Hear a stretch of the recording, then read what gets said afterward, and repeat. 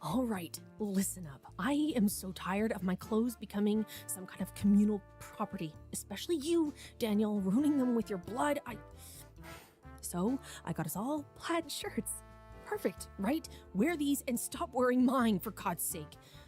Take this, keep it clean, or I swear to God, I'll turn all your clothes into little tiny itty bitty shorts like Sigma would wear, okay?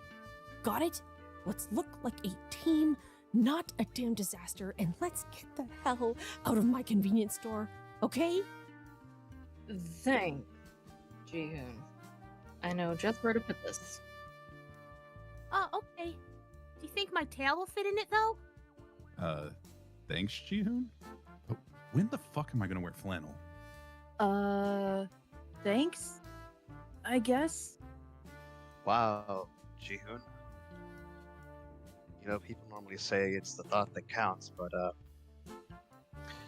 yeah, you didn't really put any thought to this at all, did you? Aww. I love it. It's so good.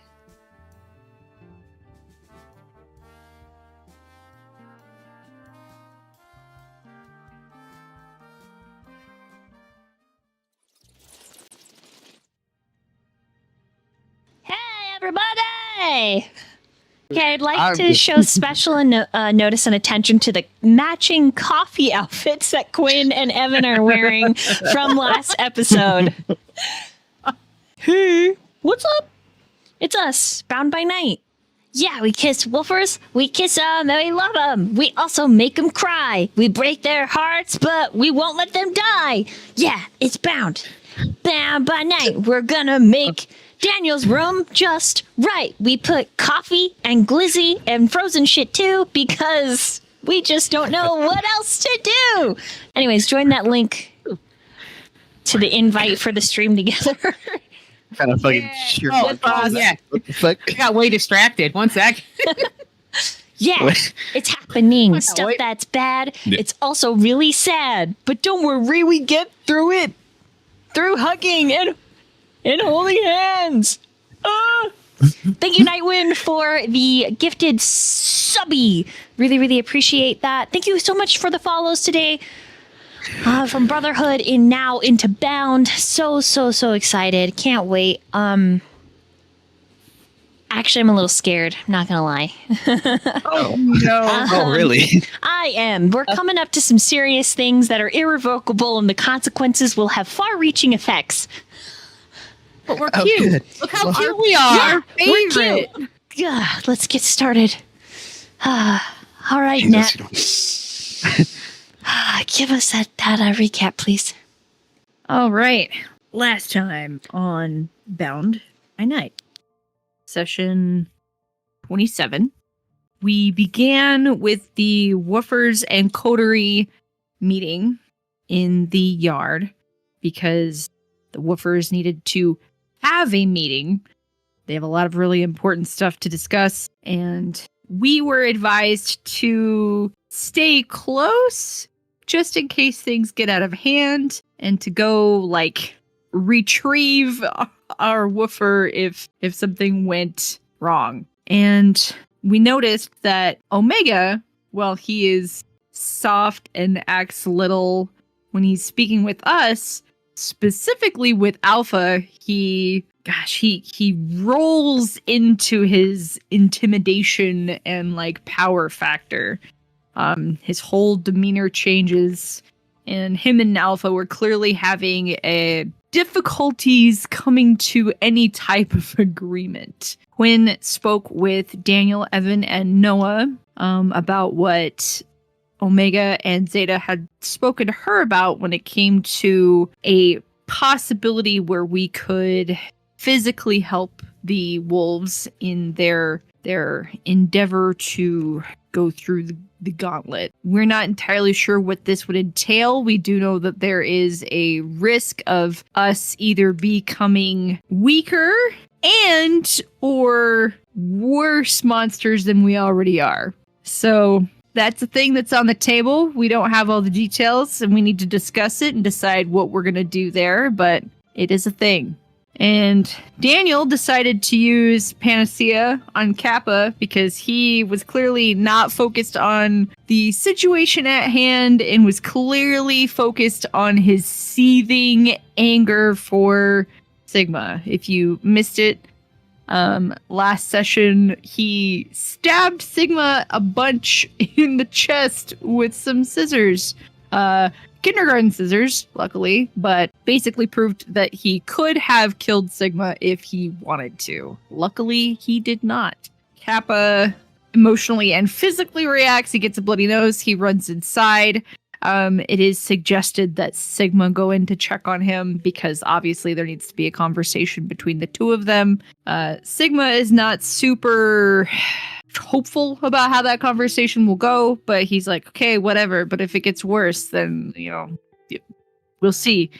So he goes in. Noah obviously goes in. And yeah, we lead away from the three of them for a moment. And Quinn had gone inside to get Zeta some more food because she is still on the mend from taking physical damage last session by clearly fighting through and overriding some deep, stupid, dominant effects from some time that she was captive that she was actually able to talk to Quinn and Noah about. We learned that she can no longer claim Daniel, like in the technical term.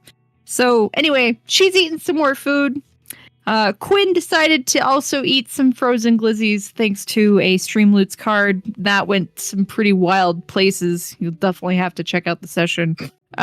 Meanwhile, in the house, there's a conversation-ish happening between Sigma and Kappa. It's mostly Sigma talking and Kappa saying, shut up, I don't want to talk to you, get out. When Noah gets there, Sigma doesn't out that he's there and he keeps talking to Kappa, and he admits to Kappa that, well, not necessarily admits, but just describes to Kappa. He's like, a direct quote is, I didn't realize I was in the dark until I met Noah and he was the sun. He's never said anything like that to Noah, so that was quite the thing for him to hear from Sigma. And then, upset, Kappa came out into the hall, realized that Noah was there, and was like, what is going on? And Noah's like, I just came in to check on you. So the conversation becomes the three of them now. And Sigma not so much discovers, but realizes that Kappa's hair is cut, and then realizes that Kappa gave his hair to Noah, which is a super important thing in his clan when it comes to like rituals between partners and stuff. Sigma goes to leave because he's like, well, basically he feels like it's a lost cause, so he turns to leave, and that's when Noah grabs his hand so that he can't leave. And then Kappa goes to leave the other direction, and Noah grabs his hand so he can't leave. And the long short of their conversation became, I know this is weird for you because it's new and you don't know what it is, but basically if you'll let me and trust me, I have enough love for the both of you. So if you want the details of that conversation, you'll definitely want to watch last session. Quinn and Evan outside, there was another card played for some more frozen glizzies, and it was for both of them. So they both had some delicious frozen glizzies, and Evan was doing some very suggestive things with his, but it's okay. We all liked it. They also decided they were craving coffee, thanks to some more Streamloots cards. Thank you guys for those Streamloots for our lovely storyteller. And so the coffee shenanigans began because it's been so long since either of them could actually react to coffee. They went to like an immediate coffee high and decided that they could absolutely redo the master bedroom as a coffee shop. So Daniel now has a coffee shop master bedroom. You're welcome. You're welcome. With encouragement from Evan and in her coffee high bravery, Quinn strolled up to Beta, gave her some smooches, called her baby and said, "You better come back from wherever you're going because there's more of this when you come back." There we go. Yes. And in a much more serious conversation with Zeta and Daniel, encouraged by Zeta because she can't claim him herself, Zeta suggests that Daniel ghouls her, which we totally understand where she's coming from as far as that's concerned, but if you know anything about VTM, ghouling your touchstone is real rough on you. So that was a really tough decision that Daniel had to make. He did make the steps to ghoul her. Her body is clearly not loving it. She's got a severe fever and is all kinds of sick right now, which leads to a conversation in the backyard where Daniel and her are. Kappa finds them, luckily gets Zeta some medication to hopefully bring her fever down, but asks Daniel, like, "Hey, are you like capable of taking care of her right now? She like needs some really soft loving, like maybe my sister." So it's suggested that Delta be found, quote unquote, and maybe she can help take care of Zeta. Kappa also thanks Daniel for whatever he did, because obviously he doesn't know what happened, but he knows that Daniel was involved. Because basically Panacea had put him in a state where instead of all of this information only being like an hour or so old and him still just fuming with anger, it basically made it so it happened a couple weeks ago as far as like how he had processed it, which gave him the ability to have said conversation. He also apologized because he knows that he doesn't have full control of his power, and because of his power, there are some things that, there are memories or visions, premonitions that Daniel may or may not have seen, monsters, dead things, just lots of different things that he may or may not have seen because of Kappa and his power. So he apologized for that and said that he's working on that. And then basically Kappa left to go see about the Delta situation, and that's where we left off. Now it's time for sadness. Oh no. I'm just kidding. I need some very distinct things. One, Evan, you sit up, wide awake. You're alone. It's a little disappointing because you were hoping that your Delta Charming would have come and woken you, but no such luck.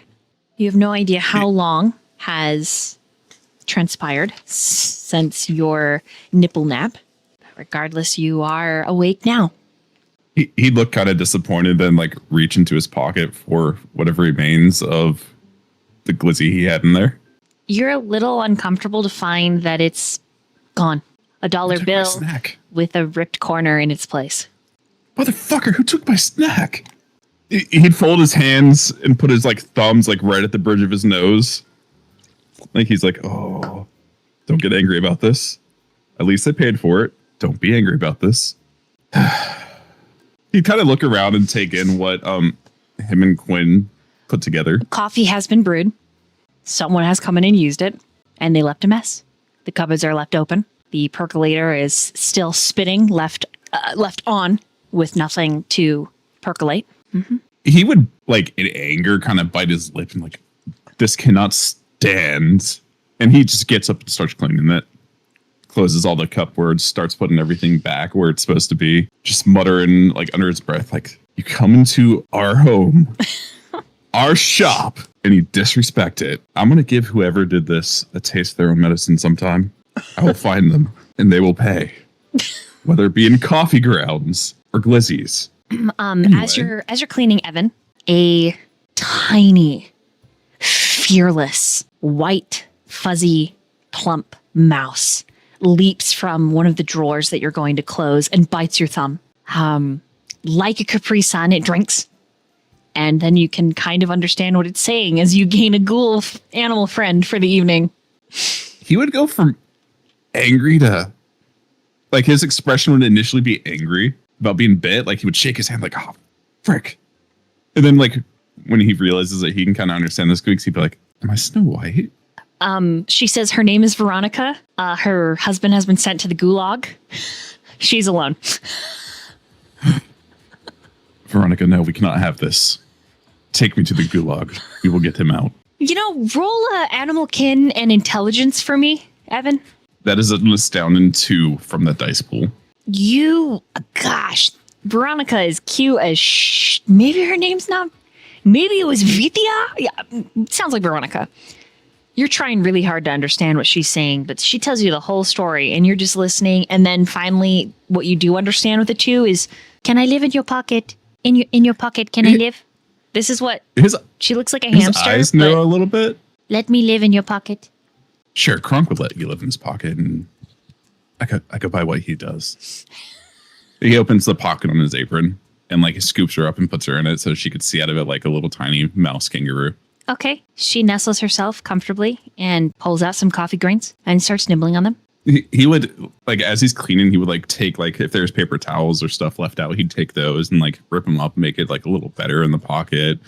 Some of the spilled coffee beans he'd like sweep into his hand and stick it in the pocket as well, like snacks for her for later. Oh, this is perfect. Veronica is very happy. Very good, yes. She falls asleep. Oh, seeing her fall asleep, he would be very careful with the rest of the cleaning just to make sure he doesn't unnecessarily startle her by moving something or bumping the pocket. So I don't want to come off too judgmental or anything, but is that a fucking mouse in your goddamn pocket? And you see that he has a fistful of glizzies covered in mustard and a freshly made cup of coffee. And he drinks it very loud. Evan would be like shushing him the entire time. What the fuck are you doing, man? I'm sorry, was this, I thought Danny's room was kind of Danny's room. Then you turned it into this nice little barista hookup. And I was hungry. So myself, Lil K, Big A, and then we're brewing some coffee. We got some things. I need a little bit of energy, okay? I had to help D and Delta, and I needed a little bit of energy. And I came in, and I found a glizzy in your pocket. Thanks for. Is that why I have $1? Oh yeah, I paid you for it. Okay, man. Next time, wake me up so I can make you some actual coffee. Tried. Even sat on your face. Nothing. Oh. He kind of wiggles his eyebrows. Yeah, don't flatter yourself. Actually, you can flatter yourself. You're incredibly sexy, but I'm trying this new thing. I don't know if it's gonna work out. Fuck. I need another cup of coffee. I am jonesing. This is a problem. Oh, man. Oh, my God. And he I downs just the cleaned coffee. everything, so. And then he just starts making another mess. 7. No. Opens a cupboard, pulls some things out. This is a really fancy machine. I didn't even know that Danny had this kind of a fancy machine. You know, there was a client once that had this kind of a fancy machine, and I'm going way into detail right now. Whew. Hey, let me just make the coffee for you this time. You can sit over there and enjoy Quinn's art. That was art? Do you want yeah. That's art? What is that? Don't be a dick, Sigma. Can't help it. What is it? I mean, He squints. No, I'm curious. It looks impressionistic. I'm actually interested. Is it modern art? What is it? you have to what ask is it? her exactly what here it is. is. Sugar. That's great. Oh, and some extra cream. Oh, look at that. You even got the flavor pumps. Oh my God. 6 pumps of vanilla. That's more Let's make it 9. sugar than coffee at that point. Yeah, you judging me? I need the calories. You got any bread in this joint? Evan just takes one of the syrup bottles, takes off the pump, and just hands it to him. Evan, ask Veronica if she knows where the sourdough is. Ask her. She's a mouse. She lives in the walls. She knows. Trust me. Mice, they know where bread is, and I want some sourdough to dip it into my coffee. He pulls the pocket open a little bit. He reaches in and gently scratches her back. As she wakes, she... Sorry. This guy over here wants to know where the sourdough is. He said you'd know. She just screams a little and goes back into your pocket.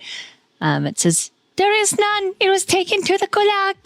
Apparently there's a gulag here, and that's where everything is. There's a mouse gulag? They didn't specify. What the... Evan just shrugged. Sigma shakes his head. Fucking Danny's place, man. Crazy. It's cursed, for sure. Definitely not any of our faults. It's definitely got to be cursed. I mean, definitely nothing to do with He's the lake of eating bodies. sugar cubes. I love these. These are some of my these are fancy white people food. You know that? Love this.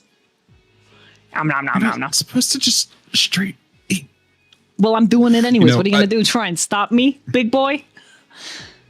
And if you do, I'd rather you do it a little rough. I mean, I could arrange that for you. Eh. Are you sure the glizzy's the only thing you found in my pocket, by the way? Are you asking if I felt you up in your sleep? Because I'm not that kind of creep. I'm just making sure I don't have any other random shit in my pocket. I mean, you I'm do. just passed Did out. you look? No, I have not. Well, then I guess you're never gonna know. I haven't had it. Anyways, I gotta make another cup of coffee. He gets his cup that's not clean. He just like drinks and then starts making a cup and is like, "This one's for Dell." Beep beep beep beep beep beep beep. She likes I it got their black, coffee. like her soul, darkness. No parents. Ooh, actually, that's a little bit close to home. I better not say that. I love that movie though. Yeah. Lego Batman's pretty good. Also, you should use a clean cup. Daniel has like 80 of them for some fucking reason. Nah, this is fine. I don't want to wash another cup. Oh, you got it. No, Look at no, this. no. And he takes a like a Yeti cup, and he's like, "This will be perfect for Alpha." All right, because this guy, you got any chai tea? That's his espresso shots. You got any? Never mind, I'll figure it out. And he, Evan would look down into the apron pocket and be like, "Hey, does the gulag have any chai tea?" When you wake her up, ah! Oh, shit. She screams every time. Does the gulag have any chai tea? The chai tea was taken to the gulag. What? But where is this gulag? Only safety in pocket. No more gulag. lays down. He'd like kind of like do the expression, and his eyes would kind of shift. Does that mean the gulag is everywhere outside of? All of a sudden, her small hand holds out a piece of the ripped up paper towel, and it's smeared with little brown lines. I drew you a map. You're pretty sure she drew you a map in her feces, but there it is. It's the size of your thumb pad. He would like begrudgingly like bring it up close to his face to like look at to see if he could make out what it actually shows. No idea. Sigma looks over your shoulder. Oh yeah, no, that makes total sense. It's in the basement, Apparently, we need to go to the basement to get Alpha his tea behind the and your dryer. sourdough. Actually, in the dryer exhaust, I think. No way. Yeah, that's apparently the answer to all their questions. And No. said he wanted sourdough. No, wait a minute. This is the map upside. I don't know. It looks maybe upside down. He rotates it on his thumb. You're probably just gonna have to ask Danny. I mean, the rest of the house is already kind of destroyed, so we could just go in the basement and move stuff. You know what? Yeah, I mean, your little ghoul mouse Veronica seems to really know what she's talking about. So, sure. Actually, you know what? I'm gonna finish making this because everyone's on a recess, so nobody blows up. You go ahead. You go ahead, Evan. You and your handsome looking nipples. Go ahead. He does like the farmer thing where he grabs like the sides of the apron, like their overalls, and like pulls them in towards the center of his chest a little bit. He's like, "Yeah, you're right." Well, how'd everything go, by the way? Yeah, about that good. Just a solid yeah. Period. It's going. So like a 2 out of 10. I don't know. That is where we are going to. Meanwhile, you're headed down into the basement to go answer the validity of your new gulag chai tea prisoner. All for the sourdough. All for, hopefully there's sourdough in there as well. And we are going to slide Quinn and Noah. I'm assuming both of you stayed at least close enough to hear, if not observe, the war crime convention treaty ceasefire dilemma happening among the wolf pack. I mean, I want to say yes. It depends on how close they are to the porch, because Kappa drugged me out to the porch and like stuck me in a specific spot, and Noah felt like he should stay there because Kappa was pretty intimidating the last couple sessions. So he's like, I'm gonna stand right here where my boyfriend put me. So if they moved, would Noah have moved? I don't think he would have moved to listen, but he's definitely still watching them. Okay. As long as they're within as long as they're still within eyesight. Mhm. Yeah. So if they move into the home, would he follow? Probably, unless someone told him to stay outside. But he wouldn't sit in the same room. Like if they like went in the living room kind of thing, I think he'd like go to the kitchen kind of thing. So still nearby, but not like awkwardly staring at them while they have their meeting kind of thing. Because if they wanted us to be a part of the meeting, they would have invited us to be a part of the meeting, right? So he's not trying to be intrusive. Okay. What about Quinn? Quinn would be standing awkwardly watching them listening to their meeting. Unless probably physically moved, she probably would just follow along. Like she wants to stay close. Okay. If one of them pushed her back, I guess. But besides that, as close as they'd allow her to remain. If she could listen, amazing. So their meeting it comes to an abrupt stop when things shift and change with Zeta and they become aware of it. They actually call for a recess because Alpha almost loses his shit and goes into the backyard to fight Daniel. Beta has to tackle him. Oh, God. And then Kappa grabs one arm and then the other arm Del grabs. And then Sigma just leaps up, hugging his face like just full on monkey. Omega doesn't respond. And so the negotiations about entering the Umbra and the stipulations come to a halt. You believe, since you've been watching for a significant amount of time, that they're discussing your involvement as well, the coterie, and what to do. It's the most family-unfamily you've seen them thus far. And so some of them are lingering in the backyard. Some of them have entered the house. Most of them have cups of coffee. Where they've gotten these cups, you're unsure. The scene with everyone moving things ahead with Evan, you manage to find with your mouse companion, you do find just like three, like the butt end of a sourdough, almost stale sourdough loaf, and some like really old chai tea that's still good, but dated over 3 years ago, probably pre-Zeta going missing. But your journey led you far. To the basement, to the bathroom, back to the kitchen. It was very difficult. But in that time, the wolves have shifted. And Noah and Quinn, you have shifted with them. It is close to Sigma's time's up. And so, Daniel, you're watching over Zeta as she fevers, comes to a zenith in a way. Delta, wearing some guy's clothes, shows up after a prolonged difference from Kappa. And then each of you, coterie and wolves, are mingling like a 4th of July backyard party, even though it is autumn. Earlier in the Chronicle, by the way, I said that it was summer. I lied. It's Halloween just happened, so it is the autumn. Some nights are summery. Most of them are blustery as things are descending into their natural cycle of cold and rebirth. With all of you gathered, mingling in the backyard now, the scene begins. Alpha is watching Daniel with a scrutinizing gaze.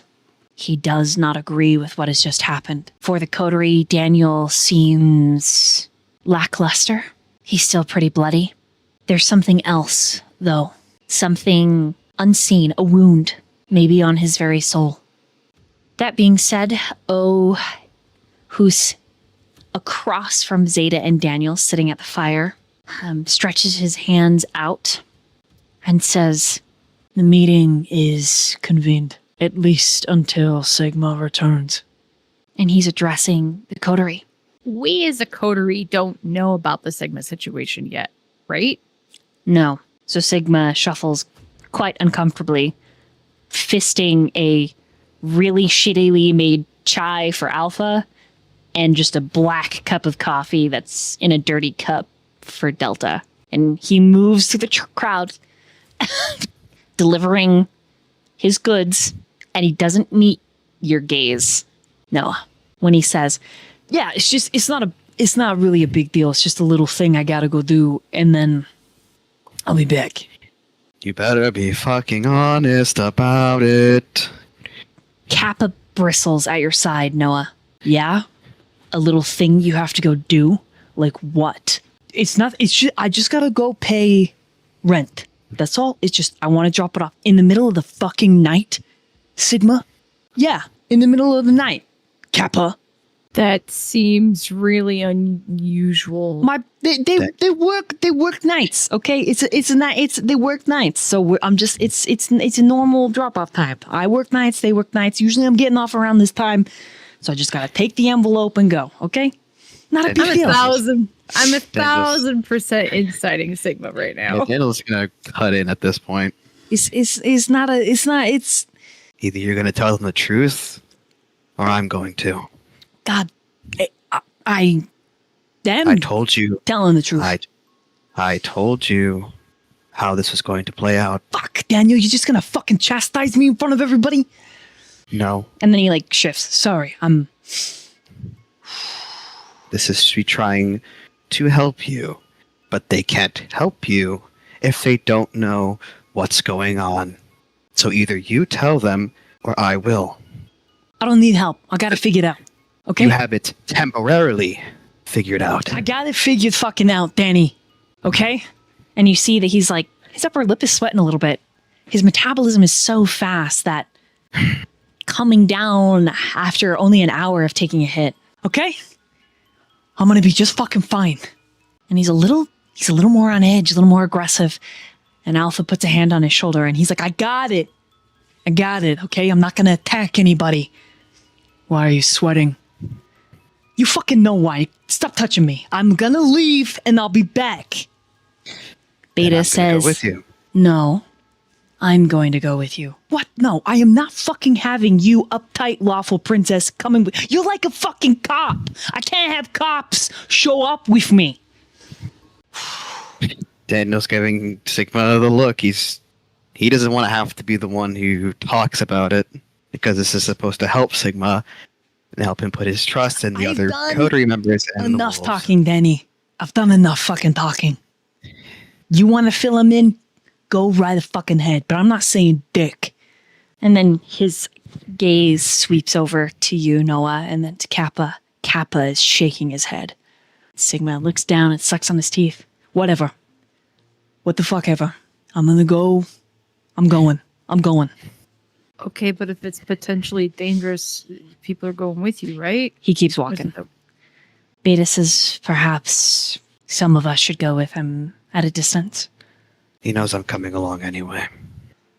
She pulls out the keys to her car and dangles them. Okay, is one enough? I mean, we can't all go. If we all go, I know.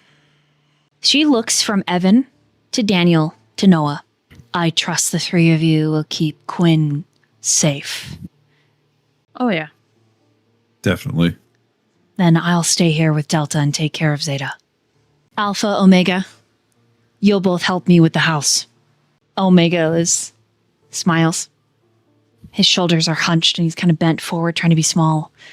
Of course, I had plans to. And Alpha grits his teeth. Are we doing this labor? Sweat equity? Omega then straightens his spine. No. Takes too long. And Alpha just looks pissed. Jaw starts ticking. Regardless, she looks at the coterie. Beta, palms out. Like both Alpha and Omega are raptors. And she's... Chris. Anyways, I'll keep things calm here. Take Kappa with you. Kappa's like, what? Me? Yes. You can speak on behalf of the pack, can't you? What? Me? He points at himself, turns around, points at himself. She nods. Yes, you. And then she claps her hands and says, all right, boys, let's get to work. Daniel's gonna take the car keys on this one. I mean, I'd feel more comfortable taking my bike with Kappa. Beta says, no. One ride. Okay. All of you staying together. Okay. If you're going to see who and what I assume you're going to pay off, it is better if you stay together and you stay unseen. Tomorrow's in the car with. It's fine. All right, let's go. Cool. Yeah, Daniel's gonna take the car, and I'm assuming Daniel can still feel Alpha giving him a real scrutinizing glare. Yes. He is very grumpy. But Daniel just kind of- it's brief, right? He's got a mission, so it's a brief scrutinization. And then he moves on to build. Oh, and Daniel takes the car keys and probably passes Alpha as he does so. He just says to him, "We're gonna talk about it." Talking changes nothing. Maybe. Maybe not. And he takes the keys and walks. Anything for Quinn? She would just look back and be like, "You were all okay? Beta, everything's okay here. You definitely, I just, you don't need me to do anything because, like, I'm sure I could do something. I helped fix Daniel's bedroom." That was a lot of help, Princess. Thank you. And she picks up her cup of coffee. Hey, just make sure everyone's okay here. And I think her gaze kind of flicks over and it hits Alpha for a second and then goes back. Everyone's got to be okay, okay? She follows where your gaze goes.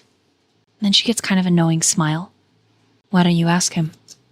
What? I don't. I just want to make sure everyone's okay because it's your family, and your family's important to me. She doesn't say anything. Just gives you that calm, reassuring smile. I don't know what I feel, Beta. I don't. Okay, I'm just gonna check out Alpha just because he's always checked on me. That's what this is, he's just he took really good care of me when you're in a coma, so I guess I'm just a little extra concerned. That's what this is. Okay. Yeah. I believe you. Yeah, because that's what makes sense. I thought about it a lot. And it's not fair because I'm scared of him and then I get guilty. But all he's ever done is taken care of me and been very kind. So, I'm sorry. I don't mean to load this all on you right now. I'll just go do this and then we can go help. I'm sorry. She says nothing. Just Okay. watches you with quiet assurance. Quinn feeling Beta's gaze and not even sure what this means, but feeling compelled like she often feels in this situation, kind of walks over to Alpha, kind of slow but fast. I don't want, okay, but maybe a little fast. Okay, but what are we even doing here until she eventually arrives? Okay. Is she stealthy in her approach? I don't think she has the brain capacity for that Okay. right now. Except I think she's very awkward. Okay, let me make a roll for him. He is very occupied. Okay, he's turned away from you. Waits for a second, but then can't wait any longer. So she tries to do the cough shoulder touch. You touch his shoulder. He spins with the opposite hand, catches your wrist gently. His thumb pressed into the middle of your palm. His hands are so big, Quinn, and his gaze is so frigid and glacial.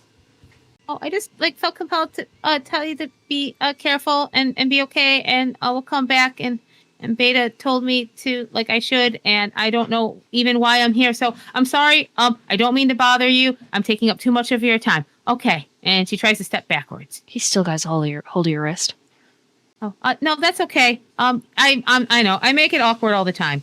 I make it awkward all the time. That's okay. I'm sorry. We'll be fine. Worry about you coming back.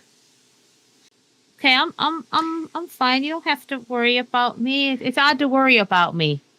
He tugs you a little closer, and in a fluid motion, he lets go of your wrist. You're kind of falling towards him in slow motion. Out of his suit inner coat pocket, he pulls out a soft, kind of squishy headband, and he slips it over your ears. Your ears fit perfectly into the giant bow, hiding them comfortably. And then he catches your shoulders. make me things. Alpha, I like it very much so. He looks away. I didn't know your favorite colors. And then he turns away from you. And he moves to pick up an entire side of the house by himself. Like it weighs nothing. For a second, and she puts a hand up and she just kind of feels the band. She feels it against her ears, and they're very sensitive. And she just like holds her hand there for a second. And before she heads back, I think she just kind of whispers, I wish I knew how I felt. I want you to be safe, Alpha. And I know that's for sure. I'll be back. And I think then she heads to the rest of her coterie. Okay. And then I'm going to give each of you a chance to do that if you'd like. Because Sigma's not going anywhere fast. He's literally walking down the street. You'll be able to go pick him up. Don't worry, okay? Don't worry. I don't want anyone to panic. So, Evan. Like, I'm fucking walking. It's like, imagine like the trailer park trash, like with the like booty shorts, like eating up the butts and the flip flops. Like he's just marching, right? Visceral. Granted, that's not what he's wearing, but that's his inner angry Sigma. Yes. Yeah. So, anyways, Evan. Mm-hmm. Anything for you? He would approach Delta. Oh God. No.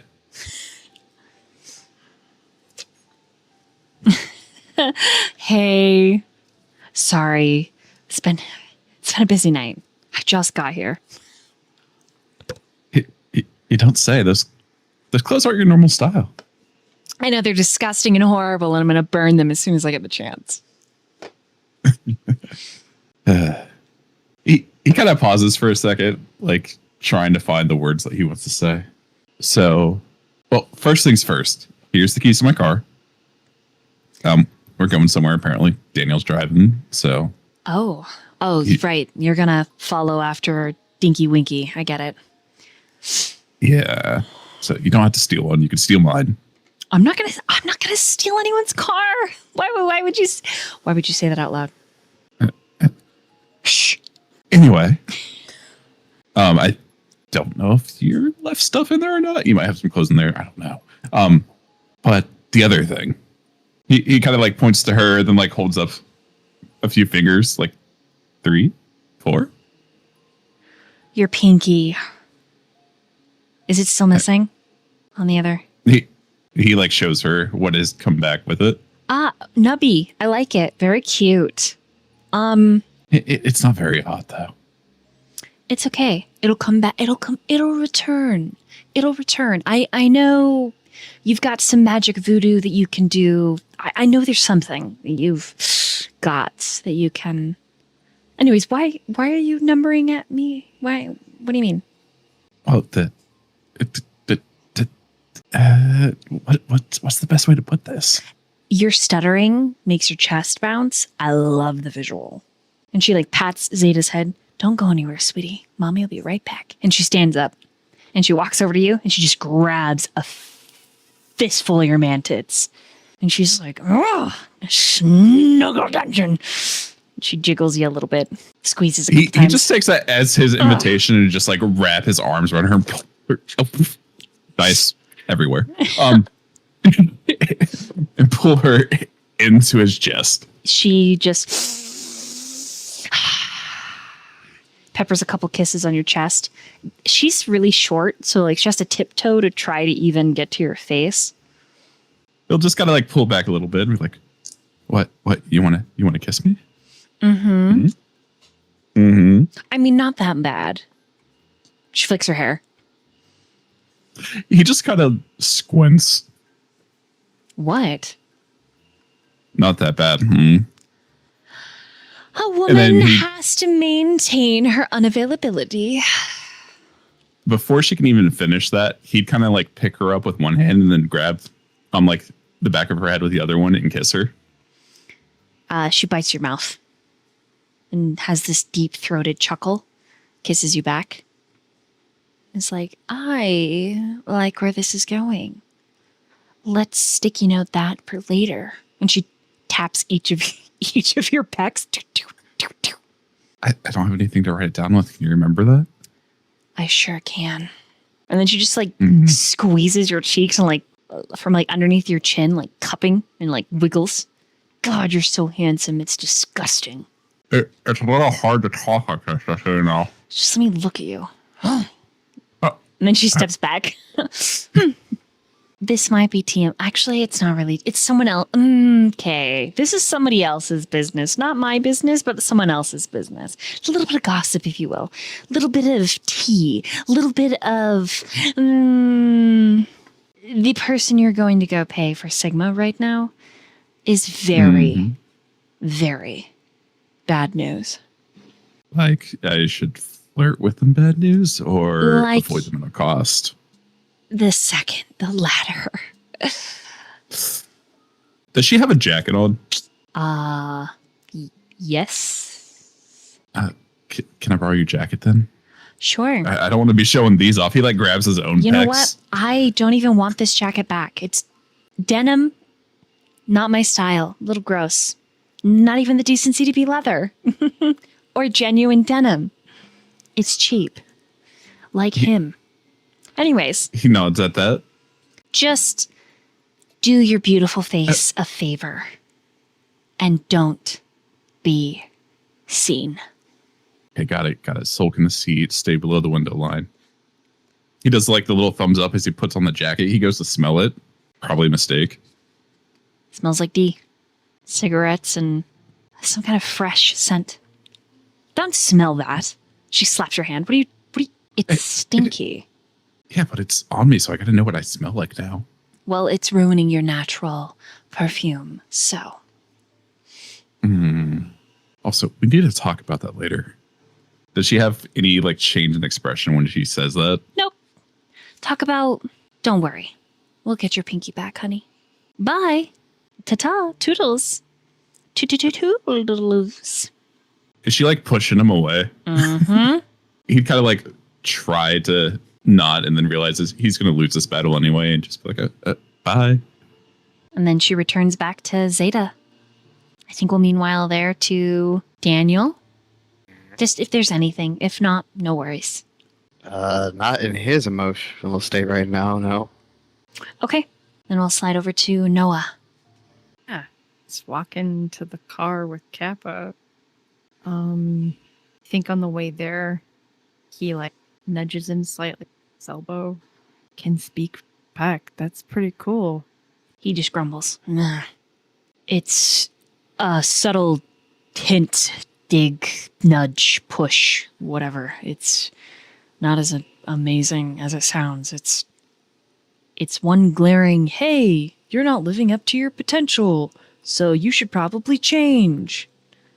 There's no fucking manual, though, so it doesn't even... And he gets frustrated, and you can see that he's fighting the muteness that overcomes him when he gets too emotional, or too vulnerable, and he ultimately loses and just goes completely quiet. I guess I get that. The no manual part, I mean, would be a lot easier. Like, gave us a manual. He pulls out his phone, and he starts to text you. He even sends it. Beep-de-dee-boop. Does Noah still have his phone? He still has it, but it's pretty broken. You had described it that he could receive text, but he couldn't really Or you can't reply. type one out because your screen. Okay. Yeah. Okay. So I think he'll pull out his phone and just show Kappa. It's like, it's pretty broken. He just frowns deeper and flips his phone to show you. His background in your conversation is you and him. Oh. And it says, yeah, for having a pack, they pretty much just expect you to come into your own auspice, to figure it out. A lot like what you and everyone else has experienced. He nodded that. Yeah, that's frustrating. I'm sorry. He shrugs and types out again. Click, click, click, click, click, click, click. It says, look at us. Two peas in a pod feeling sorry for our circumstance. I mean, I think it's normal for us to be frustrated by that, though. You know, it's like, I think it's just normal for us to be, like, it sucks, but it's normal for us to be just kind of like, you know, like a bird thrown into the air, like, okay, now you gotta fly, like, figure it out or else you're dead. Like, even before, he just gestures to himself, even before the change was, I mean, that my real life was like that too. Like, I mean, my dad tried to give guidance where he could, but he was a really busy guy with a lot of responsibility. And you know, I didn't observe him as well as I probably could have, and I fucked up a lot. Cap is just listening and nodding along as the two of you make your way all the way around the house. Yeah, we're just walking and talking. But so I don't think us being frustrated or quote unquote feeling bad for ourselves or each other's circumstance makes us any less. It's pretty normal, you know? He types that on his phone and shows you the message. It says, no, not less. It just doesn't change anything, so it's not productive. Right. Well, I don't know hardly anything about... I don't know anything about what is being what you guys are, but if there's anything, you know, if there's anything I can help with, I'm here. The two of you make it to the car and you're waiting. So other conversations are happening. And he's quiet for a couple heartbeats. Then he's able to calm himself enough that he finds his voice again. But before he speaks, we're going to meanwhile and take a BRB for bathroom breaks right there. Don't go anywhere. Okay. Hello, we're back. Noah. Yes. The look that Kappa gives you is a little unnerving at first, like almost like he peels back the layers of you to really see you. And I know our situations are not exactly the same. And he's not able to maintain eye contact. He actually has to look down and then leans against the car. Daniel's not far behind, walking with the keys. He's almost to the both of you. Kappa says, I can't imagine having to give up your family. I couldn't give up my sister. Even though she's... He rubs his palms together. Looks at his phone screen. You know, she... Sticky fingers and all. I know you had a complicated relationship with your dad. I'm sorry, I wish you could talk to him again about everything. Because it's not really fair to you. Yeah. Yeah. I don't understand why that's a rule for your kind. I mean, I get that you die and then come back alive. It feels like paranoia. Not even on your part. Like, what would your family do? Like, call the police on you? Yeah, I don't get it. I don't think... I mean... I'm gonna be... So I've broken this quote-unquote rule a few times, actually, because, I couldn't leave my brother like that. Like, I didn't want him to think, or know, I guess know, that I'm dead.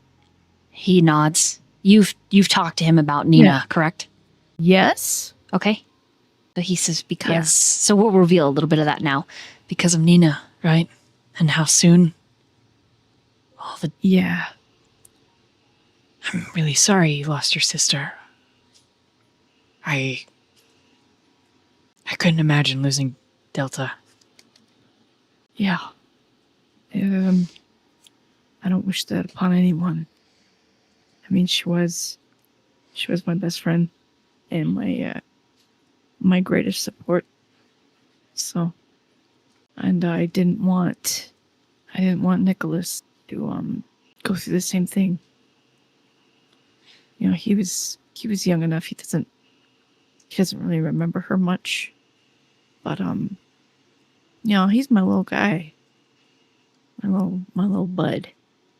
So I didn't want him to lose me completely. I haven't made an effort to see my mom. Really, that's complicated, and my dad's complicated. So, you know, to them, I'm just kind of, I'm a shitty son, and don't go see them. But yeah, it's a. So I think it's a rule to protect them, but it sucks. I mean, we have that rule too, I guess, but it's my only family is the same as I am. So, I mean, it's Delta. He rubs his pants. Yeah, I don't know what I can tell you. And he looks up at Daniel, who's exiting the side of the fence line. And he scoots a little closer to you, Noah. I'm still really upset and confused about everything, but And then he slides an arm around your waist and pulls you against him. I'm here for you. He would, yeah. Noah would like embrace him back. Okay. Yeah. Thanks. Yeah, It means a lot. I'm still really mad. It's fair and valid. I don't have any excuses for you. Just know that I'm not. I mean, I'm just gonna be completely an open book for you. Anything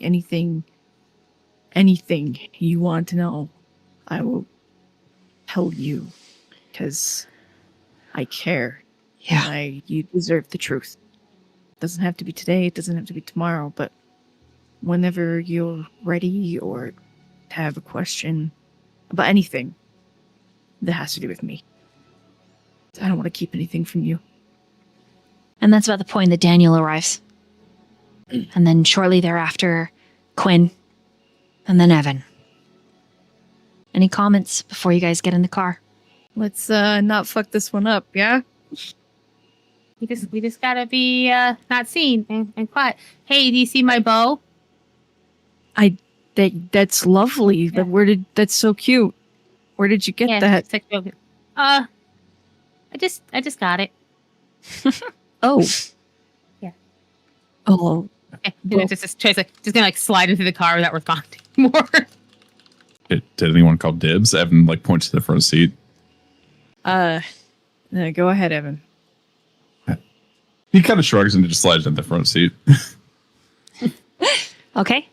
Before we get in the car, I do turn to Daniel and I just say, I don't know what's going on, but he definitely like taps his own head. He's like, seems like there's a lot going on up there. Just try to stay with us, okay? He doesn't say a word. He just nods. All right, let's go. As you get into the car, Noah, that craving for hot dogs hits you again. Was he crazy? For frozen hot dogs. To resist the compulsion to go back into the house before you leave to pick one up, I need you to roll a composure and resolve. Okay. 3. You resist, Phew. but it Don't will got time for that. it will Eat some when we get back. continue to randomly present itself until you satisfy it. You drive with the windows down. I need all of you to make a wits and awareness. Since this is a free power that's not going to activate my bank, can I use heightened senses? Yes. Okay. As you're listening, Noah, your ears like prickle a little bit and wince, and then you reach up. They are pointed like an elf's.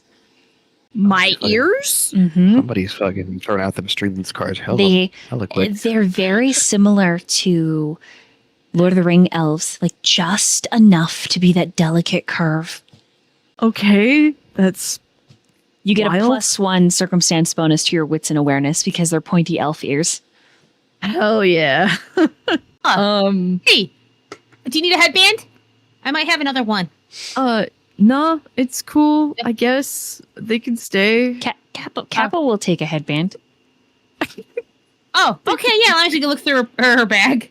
Yeah, I got some here. He takes it and smooths all that short hair that's very it's very Jim from Treasure Planet. And so he just and it sticks all back like some anime character just everywhere, and he's like, oh, I can see it so much better. Thanks, Quinn. Oh. Then I didn't even know that you needed it. Anytime. He leans over and says, can I talk to you alone later? Oh, of course. Of course. Sweet. Best friend unlocked. Yeah. Yay. All right. What did everybody get? 3. Noah got a 5 with a messy crit. Okay. That's very valid for what you're about to hear. Oh. I have a crit 9. Oh my God. A crit 9. Oh my Lord. With So where? Senses, I have 8. Oh my God. You can Oh my God. holy. Okay. Well, Quinn, it takes you a hot second to hear everything, but everyone else with your elven ears. Her ears are in the bow and she's not taking them out. Yeah, it's a little muffled. It's a little muffled in the bow there. It's soft though. But It's a nice bow, though. It isn't it? It is, and she's just rubbing it still. It's very nice. You hear Sigma say, Maddie, I'm gonna be there. No, we didn't do anything that Listen, just get her in the car and take her. I'll pay for it. Yes, I'm gonna send you the money right now. I made sure she had her coat on her the whole time. The whole time. No, I didn't take her anywhere we weren't supposed to. Just go. Just get in the car and go, and I will be there. Yes. I'm not lying. and then he's quiet, listening to whomever is on the other end of his phone. The car trundles up behind him, the headlights out on the main road illuminating him from behind. He turns, phone still to his ear, arm up to shield his eyes till they... The second he turns, I shut the headlights off so he can see who's in the actual driver's seat. Okay, he blinks, sees you guys, holds up a finger. And he's like, I am not fucking lying to you. No, you don't have to call the social... Maddie, if you don't fucking listen to me, I'm gonna lose my shit. And you hear her on the phone with your 8 and your 9. Oh, you're gonna lose your shit like you lose it every time. Every time, Billy. Why did she have a fever? Where did you take her? She had a syringe in her fucking bag. Where did you take her? I'm gonna call the cops. I'm gonna call the cops, Billy, and you're never gonna get to see your kids again. And he's like, I didn't take her anywhere bad, Maddie.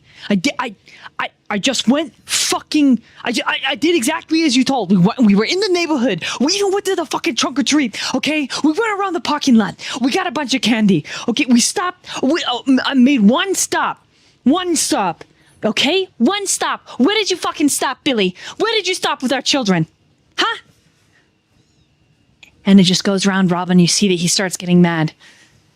And you can see maybe why their relationship ended. Because finally he says, if you don't fucking stop yelling at me, Maddie, I swear to fucking God. And you can see the fangs descend into the jaw. The ears flick back. The growl in the back of his throat. I knew it. I knew you weren't going to your classes, and I knew that you can't handle your temper. I can handle my fucking temper, but I can't handle my temper when you disregard. You disregard everything I say, and you just call me a fucking liar, and then you threaten to take my kids. Aren't you the one who's always waxing philosophical about how you're not good enough? Well, maybe you just aren't good enough, Billy. And maybe you're never going to be good enough. And then he looks at all of you in the car. And he closes his eyes, and he counts. And she says, are you there? Are you fucking listening to me, Billy, you piece of shit? He is going to make a roll. And this roll determines a lot of things for him. As he looks up, wits and insight for everybody. Or, hold on, awareness and insight? Your attribute. It's wits. Yes, perfect, thank you. Wits and insight.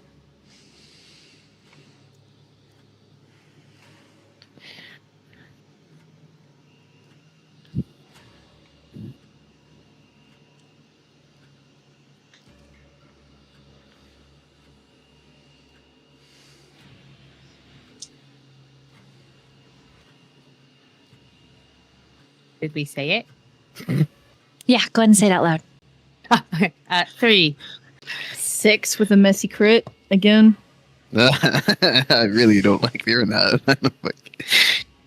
I have a 3 with the best deal.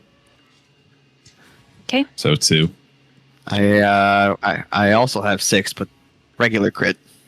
You see all of you, because 3 is the DC, the rage, the hatred, the lethal, violent intent. And then he exhales, and the intent to murder bleeds from his shoulders. And he turns away from you, but you still hear, Maddie, look, I'm sorry. I've been a real shit dad and an even worse partner. Please don't call the social worker. Maybe she just ate too many candies. But I fucking promise, I didn't get any drugs. Well, I had our kids. I took them around on the little scooter, just like you said. And you hear him swallow. And he starts walking again. You think just to ease off those violent tendencies. Kind of let the car idle, like in drive, so it's just slowly following him, but it's giving him a distance. I'm not putting any pedal on the gas on that one. The DC that you needed to make was 5, and I got stuck at 4. So that reroll card from your stream loots just saved Sigma from committing some very violent crimes. Good job. Oh. We're about to have another Zeta moment. He just rips the car off the top of the fucking roof off the top of this car. That was me. Thank you, Streamloots. The roof was me. Somebody rips the roof off the top of the car. I'm feeling deja vu. I'm sorry. Okay. You can hear her with your 8 and your 9. His softness suddenly disarms her in their fight. Because they were going back and forth. Even before you showed up, you think you heard him call her a bitch, and she called him a bitch, and it was not good. She said, well, I'm on my way now. He says, I have something I have to take care of, and then I'll meet you at the Instacare. She says, I don't want you to come. You can't deny me being around my kids. Legal is in the courts. You can't do it. Well, we'll see.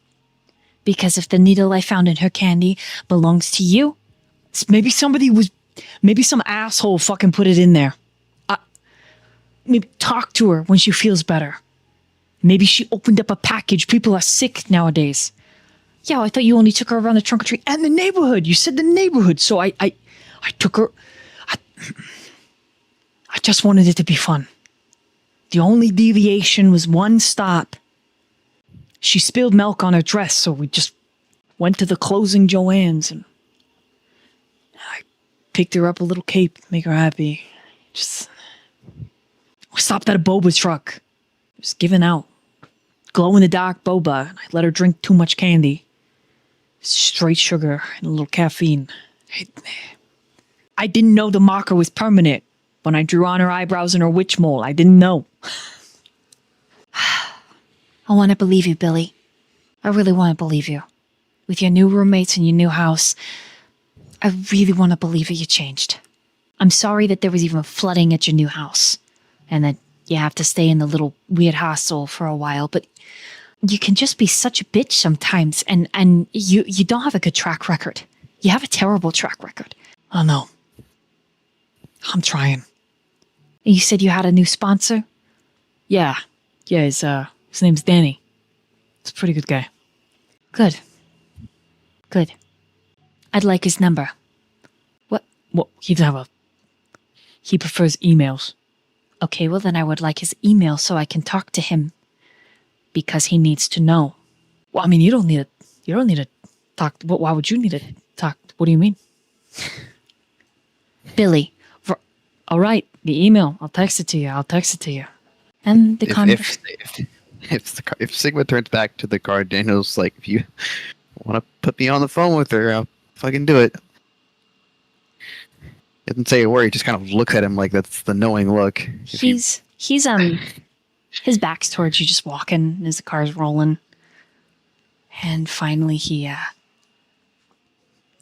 an hour. Hell, I'll try to make it in 45 minutes. Just go get her checked in. You have my card number. Just use the credit card if you gotta. Whatever. The last thing that she says is, 1, is this money clean? And he says, yes, I earned it dancing. And building hard labor over on the construction site. And the second thing that she says, after verifying the construction site, which he says, yes, the one that I work with Ian. Yes, that one. Yes, yes. She then says, thank you. You're welcome. And they hang up. And then with little preamble, he comes back around and squeezes into the back seat with the other short and slender people. He is very wide, though. And Kappa is like, oh, you're touching me. And he's like, well, I want to do a lot more touching. And Kappa's like, that's it. Quinn, you're sitting over here. Hello, Sigma. Hi, this isn't awkward. Just gonna slide on in. Have I seen Quinn turn into a fox? Actually, yes, I have, because she was with Zeta in the bathroom time. Well, and she was a fox. Yeah, she's been a fox several times. I'm like, Daniel will just say, why doesn't Quinn turn into a fox and sit in someone's lap? Well, you have more space back there. No, I'll just sit on someone's lap. No thanks. That seems personal. I'm fine. I'm getting in there. Okay, there we go. I'm a tail. No, we're fine. Okay. You know, we should really invest in something a little bit bigger if we're actually going to be going places together. Well, my car would fit this amount of people just fine. Your car would not fit this amount of people. You drive a Camaro. And while we're all inside, Sigma rattles off a address and says, just when we get there, I'll do the talking. And he kind of turns himself sideways so Quinn has more room. Oh, thank you. So he gives me the address. Do I have a rough idea, considering how long I've been in Mass, how far this drive would normally take? Calculating, looking at the address, it's a pretty far out there fucking gas station.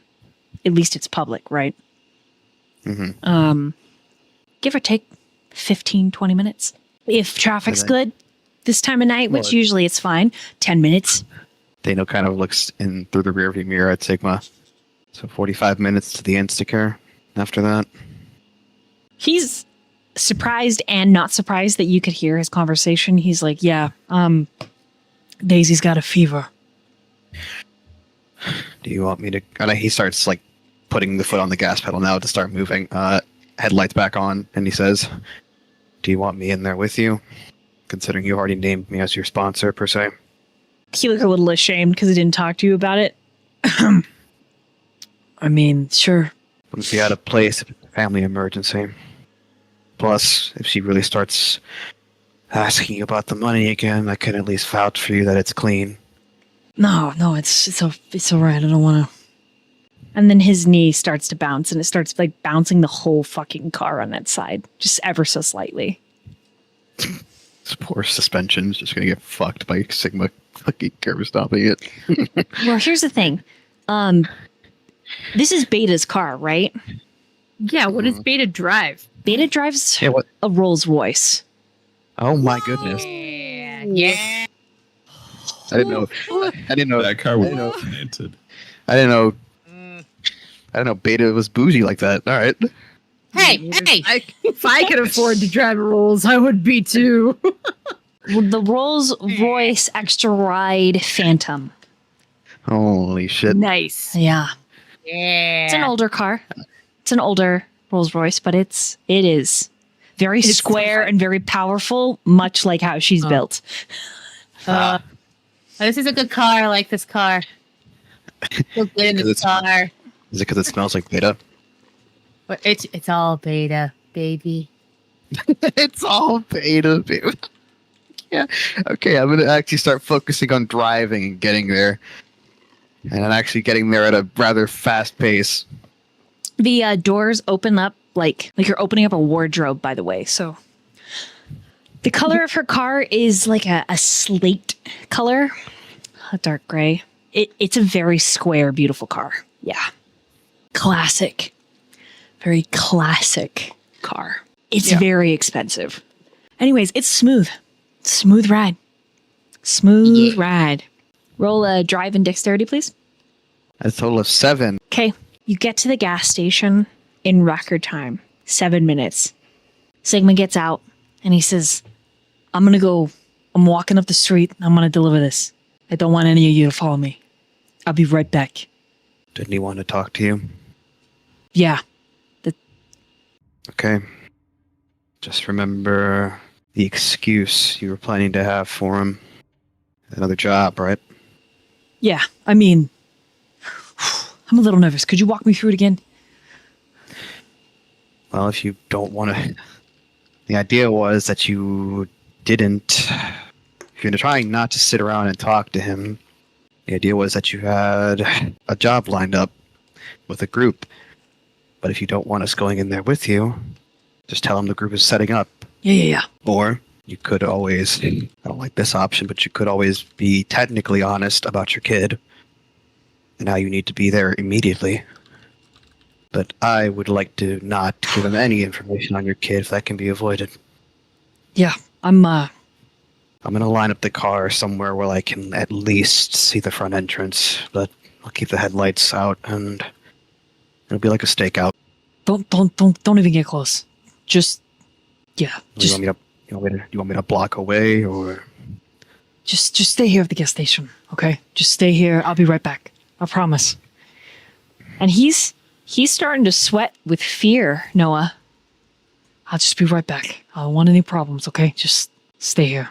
Yeah, I'm definitely watching, observing. In the time that I've known him, has he ever acted like this? No. And then he shuts the door, pulls away, turns back to look at you once, then hunkers down. Out of his jacket pocket, he's got a hat that he pulls down over his hair, and he hustles. now we're just sitting at the gas station, correct? Yep. When he leaves, just so I can be able to hear better and not be inside of a car because that's going to muffle my hearing, I'm going to get out. I'm going to pretend. Well, I'm not going to pretend. I'm actually going to fill up the car with gas, just so I look, hiding in plain sight per se. Mm-hmm. Like, oh, that dude's filling up gas. No need to worry about him. And then I'm just going to roll a wits awareness to hear anything as the time goes by. As you do, your ears burn and they point, God damn it. and you gain a +1 circumstance bonus to this roll. Daniel, do you want a headband? This is going to get us a masquerade breach so fucking fast. That card is going to get us a masquerade breach at this rate. Anyways. Actually, people get their ears done all the time. It's a thing. To look like elves? Yeah, I knew a guy. For real. Jeez. It's a body modification that people pay to get done. Jeez. Just like how people get like jokes on them, permanent fangs. Man, these generations have always something new to learn, I guess. I wish mine were fake. Yeah, you and me both. He just kind of, because his curls are so, he's let his hair grow out just for the purpose of hiding his third eye. He just kind of adjusts his hair so that the tips of the ears are just covered behind it. Fair enough. And yeah, I'm going to. Can I use heightened senses for this? Yeah. Holy shit. Okay, I got a total of 14 Oh my god. with 2 criticals. Yeah, I have 3 wits, 3 awareness, 3 in aspects. You hear so well that inside the gas station, you can hear someone straining on the toilet. You hear everything that's happening in the gas station right now. The silent fart that the cash register lets out, the gurgle of her stomach, the guy in the bathroom about to have a heart attack. He's pushing so hard. The crunching of bags, the restocking, the gas that's being sucked up out of the tank below you. You hear everything. You hear even the ruffle of Quinn's new little bandana on her curly hair and her ears. You hear the crunch of it. It's like an ASMR mic has just been plugged in to your synapses, and your mind is open to the quantum world. You hear everything. You hear the Big Bang. Your hearing is so well. The Big Bang, you hear it. God. Unfortunately, your hearing is so good, you cannot distinguish because you hear everything, a singular voice. I hate that. I hate that so much. See, everybody, if you do too well in the game, the DM will know how to twist it on you. Man, it's you should uncomfortable. join Dolly's games. You should join Dolly's games for these kinds of shit moments. Oh, God. That guy walking in, he's got to poop. You're like, I can hear it. You're like, oh, that lady in the car, she's watching anime. I hear it. God damn it. I hate this so much. Oh, God.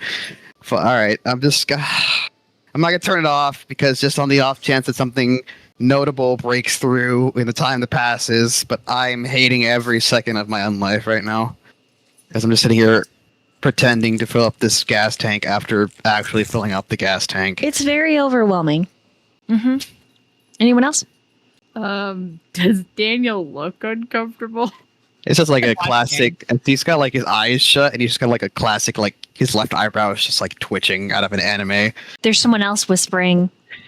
They've tried to reach you, but your car's extended warranty. Nice. No. Yeah. Daniel seemed distracted or something. Like, I mean, his eyebrow is often twitching, but like it feels like it's like the other eyebrow. Breaking news, Daniel's other eyebrow has started twitching. I don't know. Can we get migraines? He looks like my dad on a really stressful day. Yeah, like a vein is about to. Yeah. Yeah. Like Please he's stop an aneurysm. talking. I can hear everything you're saying. I can hear everything that literally everybody's saying, and it's fucking driving me insane. Yeah, well, it's not our fault. But can you hear this? Evan puts his finger up to his forehead and just stares at Daniel. You son of a bitch. His hearing is so good, he hears the electrons firing in your brain right now. Oh my God. Every synapse just firing is just like, ah. It's like a firecracker. Ah. Here's it all. God damn it, dude. Yeah, it's a good thought, isn't it? This is a load of garbage. So good. That's what the fuck this is. So good. This is fucking bullshit. Oh no, Daniel's singing now. It's finally gotten to him. Yeah, I wonder do you think he's going to get back in the car and play Yankat on his phone? If this wasn't my car, if this wasn't my car and I heard that playing, the car would not have a radio anymore. Okay, I'm just going to be quiet for a little bit. Maybe everything will be okay. I'm worried about Daniel. Like how worried, Quinn? Like super worried, or just a little worried? Like pretty concerned. And I think like Quiz just kind of like sits back and just watches Daniel. Yeah, I'm gonna hold out, DM, even though I hate every second of this, just in case. I've been through worse. So Daniel, how much gas does this thing take anyway? As you say that, as you say literally the words, how much gas? Quinn, you have a craving descend over you for caffeine. Yeah. Oh no, not again. Oh, hey, we're at the gas station, right? Okay. Yes. Hey, I think it would help sell this even more if I got out and got a coffee. And she's starting to like climb over, like out, like A coffee? excuse me, no. Can you drink coffee? Yeah, sorry. Usually I'd say no, but tonight's been different. Anyway, I just gotta and she like grabs the door and kind of slides out. I'd get a double shot espresso. Oh, okay, yeah, you got it. Anybody else want anything? I'm good, thanks. Okay, don't worry, Dan. I know that you seem pretty stressed right now. Do Don't you even worry. have any money to buy for it? Yeah, look at this. I have a job. She like shakes her bag. It was just a question. Oh, yeah, I'm sorry. There was a lot of energy coming at me, and I kind of matched it. Anyway, I'm going to go get some coffee, everybody. I think I'll feel better with some coffee, because I just really feel like it. And I think she's kind of muttering as she's walking towards. I feel better with, like, a coffee cup in my hand. We're all going insane. Maybe she just needs to hold it. Maybe she just feels like she needs to hold a coffee. Like, Please stop talking about holding it. Please stop.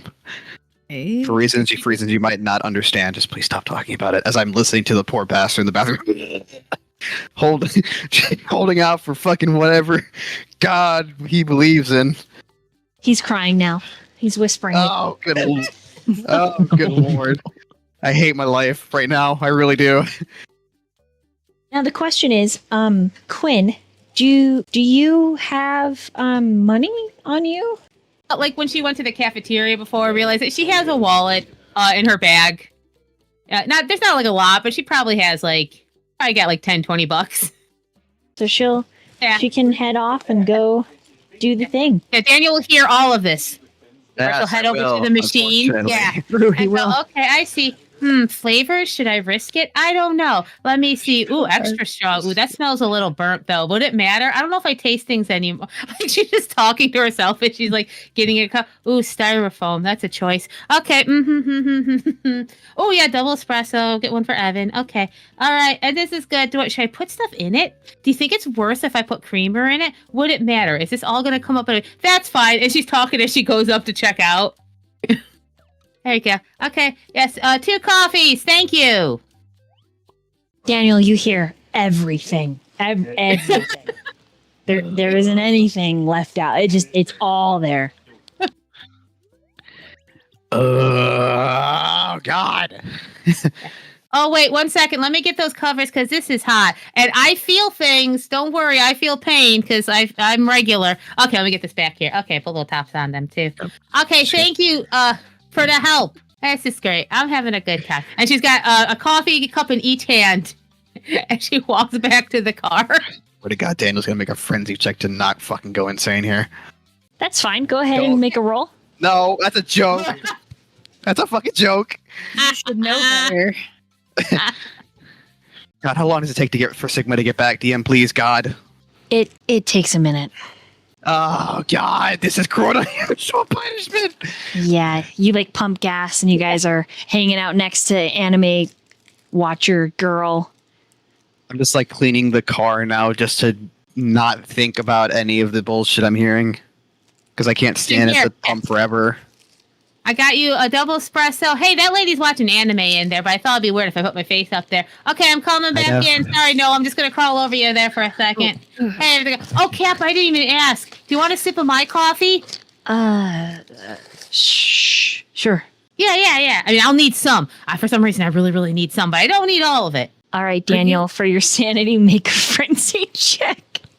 Oh, for crying out. Okay. I was joking about You that. open the door. I was joking about that. That could actually get really bad here. That could actually get Daniel must really break bad. an item within the environment, right? Meow. As you got the bad kitty card. Do you want me to roll the frenzy check on roll 20 or? Yep. A total of 5.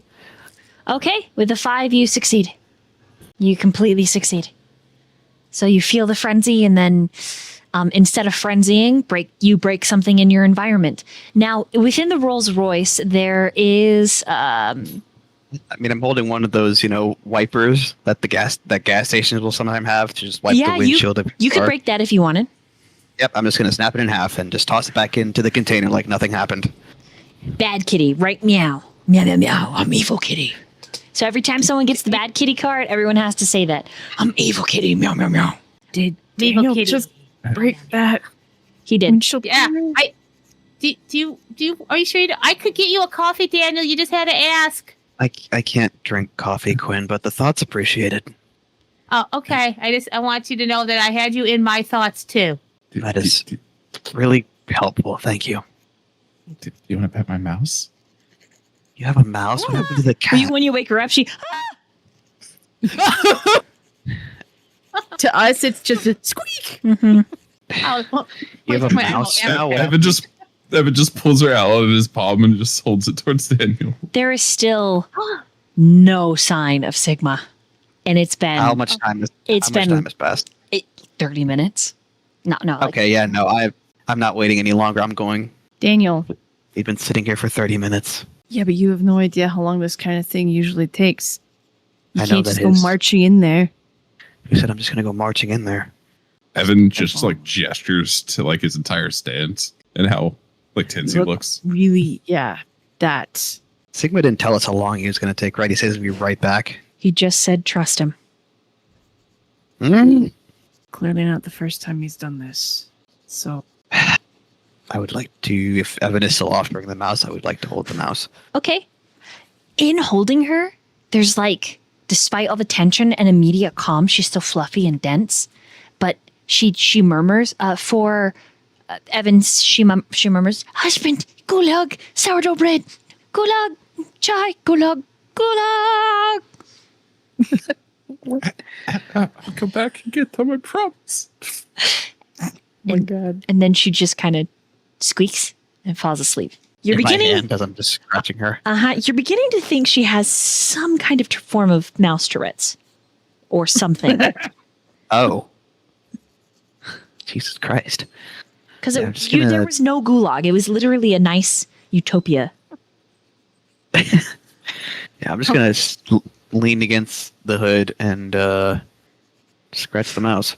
Yeah, she's adorable. It helps. I'm gonna trust Sigma, even though we're running out of time, real fast.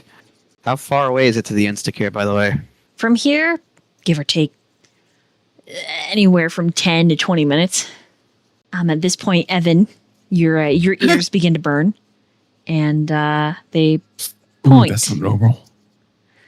You reach up, and they are pointed. He pulls down like the What is happening? the Is there visor something in the and air checks himself tonight? out. You look like a Lord of the Rings extra. Oh snap! Oh, wow, Evan. Wow, those look real good. I don't know. It's Delta and the pointy ears. Probably. I mean, Probably, I yeah. mean, she's in the. He gestures to himself. Yeah, that's fair. Dude, these kind of work though. He like puts one hand up and he's like tufting them just a little bit. I just want to know where the hell they're coming from. Weird. I mean, I'm here for it, but it's a little weird. I don't know the amount of weird stuff that we've seen, but this is Okay, kind of I don't normal. Do mine look good? Oh, yeah, He, yeah. he like looks for a second and he does the nod. Okay. It's like, yeah, they look good. They look really good. Want me to keep an eye on them, though? Keep an eye on them. Like they're going somewhere? What? Well, I don't know. You seem concerned, and I thought I could help. Oh. I mean, if we grow more of them, then Yeah, then Yeah. that would be a There's some- concern. What if something else happened? Sips coffee. Be weird. This is pretty good. This is Colombian. Let me try mine. Evan goes to take a sip of his. I don't want to wait much longer. I really don't like how we're waiting already. He said to trust him. We got to trust him. By this point, you have the mouse back in your possession, Evan. So Evan just sitting there like the double espresso in one hand, the mouse in the other. We're all just awkwardly waiting. I wonder if Sigma got these ears too and is just hiding from us because he's embarrassed. Oh, he's embarrassed. He doesn't know that we're into ear stuff. I'm Yeah, into I ear know. stuff. I gotta be. Evan just shoots quite a look, just like, Gotta mhm. Yeah. Yeah. I had to get real cool with it real quick. Mm. Yeah. That explains a lot. Yeah. No, I had to get cool with a lot of stuff real quick. But that's okay. Flicks tail. I'm So- all the better for it. So Quinn, what's your go-to a coffee order now? Oh, do you think that? Hey, if this lasts, I might have a go-to coffee order again. Ooh, what was mine before? I tried to forget it because it was making me sad that I couldn't have it. But yeah, I like, I'm like, okay, so give me like the tallest thing you got, half coffee, half milk. I don't know, keep squirting that syrup in there till I tell you to stop. Oh. Mm, So you like your coffee to taste like candy? Yeah, why not? that's almost like what Sigma wanted. He like Oh yeah. nine pumps of syrup Yeah. or something. Yeah. Well, sometimes like when you're working at the library, it gets real quiet, then it gets extra quiet. So I just need like a little bit of extra, a lot of sugar. Extra, a lot. How do you quantify that? I don't know. I had to be real specific with the barista. I'm like, now keep it coming. Probably the same way that you quantify a butt ton. Yes. Yes. Yeah. Yes. I don't But see, it a wasn't butt the ton's- healthiest, but no. A butt ton's easy because you just like figure out whose butt you base the metric off of, and then you go from there. Oh. It's true. That's true. I thought it was just poetic, but you got very specific butt math. Man, no, I missed one. I used to get a drink called the Revolver. It's Oh. called that because it had 6 shots of espresso in it. Oh my God. Holy shit! Yeah, it was a surprise I didn't die from Yeah. heart problems. But you know what? It was great. And now I'm sad and feel old because like when I used to have coffee, it was just coffee. How old? You and Yeah. That No and Quinn look at each other. That could be rude. I don't know if you're the kind of person that gets offended when you ask how old you are. He's just ignoring Noah after hearing how old and just checking himself out in the mirror like these ears do look really good. Like look over to Noah, like points at like Daniel, points at Evan, how far apart. Huh.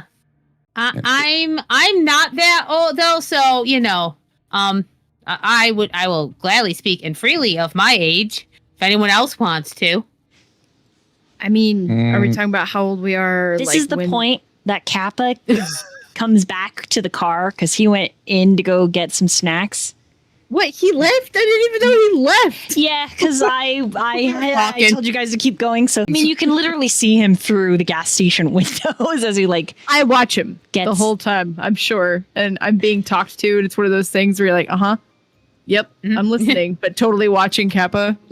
Yeah, he with his little headband that doesn't match his clothes at all, that are kind of covered in a little bit of blood and dust and lots of tears. He purchases some food, and he eats like a raccoon does, like holding it in both hands, tiny bites. God, I love it. And then he's just gets back so into the damn car cute. and he's like, why are we talking about age? Evan, Daniel, he just, coffee carrier, just in case. And he sets the coffee carrier down in the center console of the Rolls look how- Royce. So thoughtful. We were talking about age because I was talking about how I used to drink a coffee order called the Revolver that had 6 shots of espresso in it every day. And Oh, jeez. yeah, it's a surprise that's not what killed me.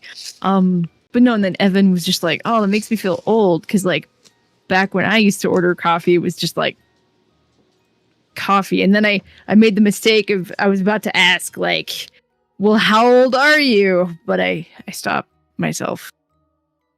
Oh, I think that's a great question considering everyone's predicament. Yeah, I guess that's true. He just shifts. I'm 19. 25. Cool. No one Yeah, else is going. Oh, okay. There we go. I was like, Quinn, please. I got distracted. I was drinking coffee. Yeah, I'm like, looks at sheet. I'm in my 20. I'm 25. Oh, hey. Yeah. Yeah, there we go. Boop. We're the same. Oh, Yeah. so you guys are the old ones. I'm only 24.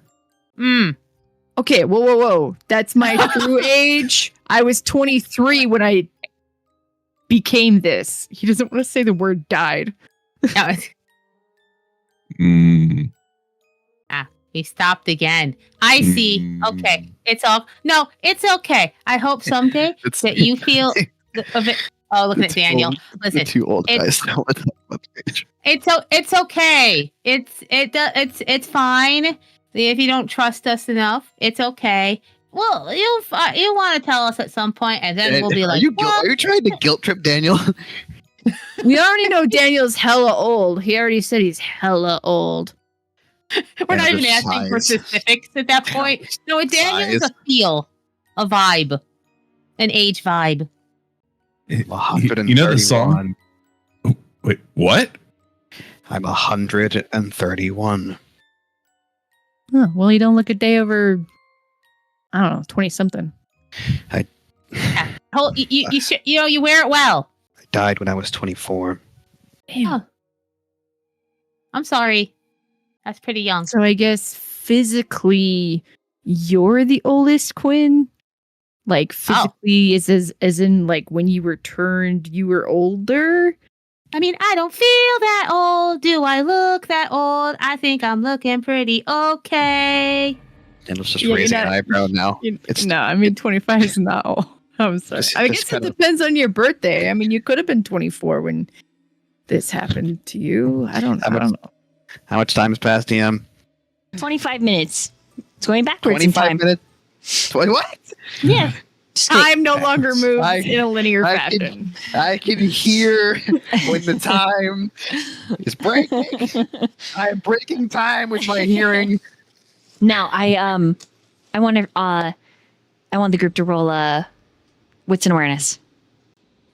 I got a messy crit with a 7, by the way. We got a 4. Rocking a 2. Hell yeah. That's like my normal roll for Noah. Is a 2. I'm not taking this off, but for no reasons. It's just very comfortable. That's the headband's comfortable. That's why. Right. It is very fashionable. Oh, we love that. Oh, geez. I got 11 with a messy.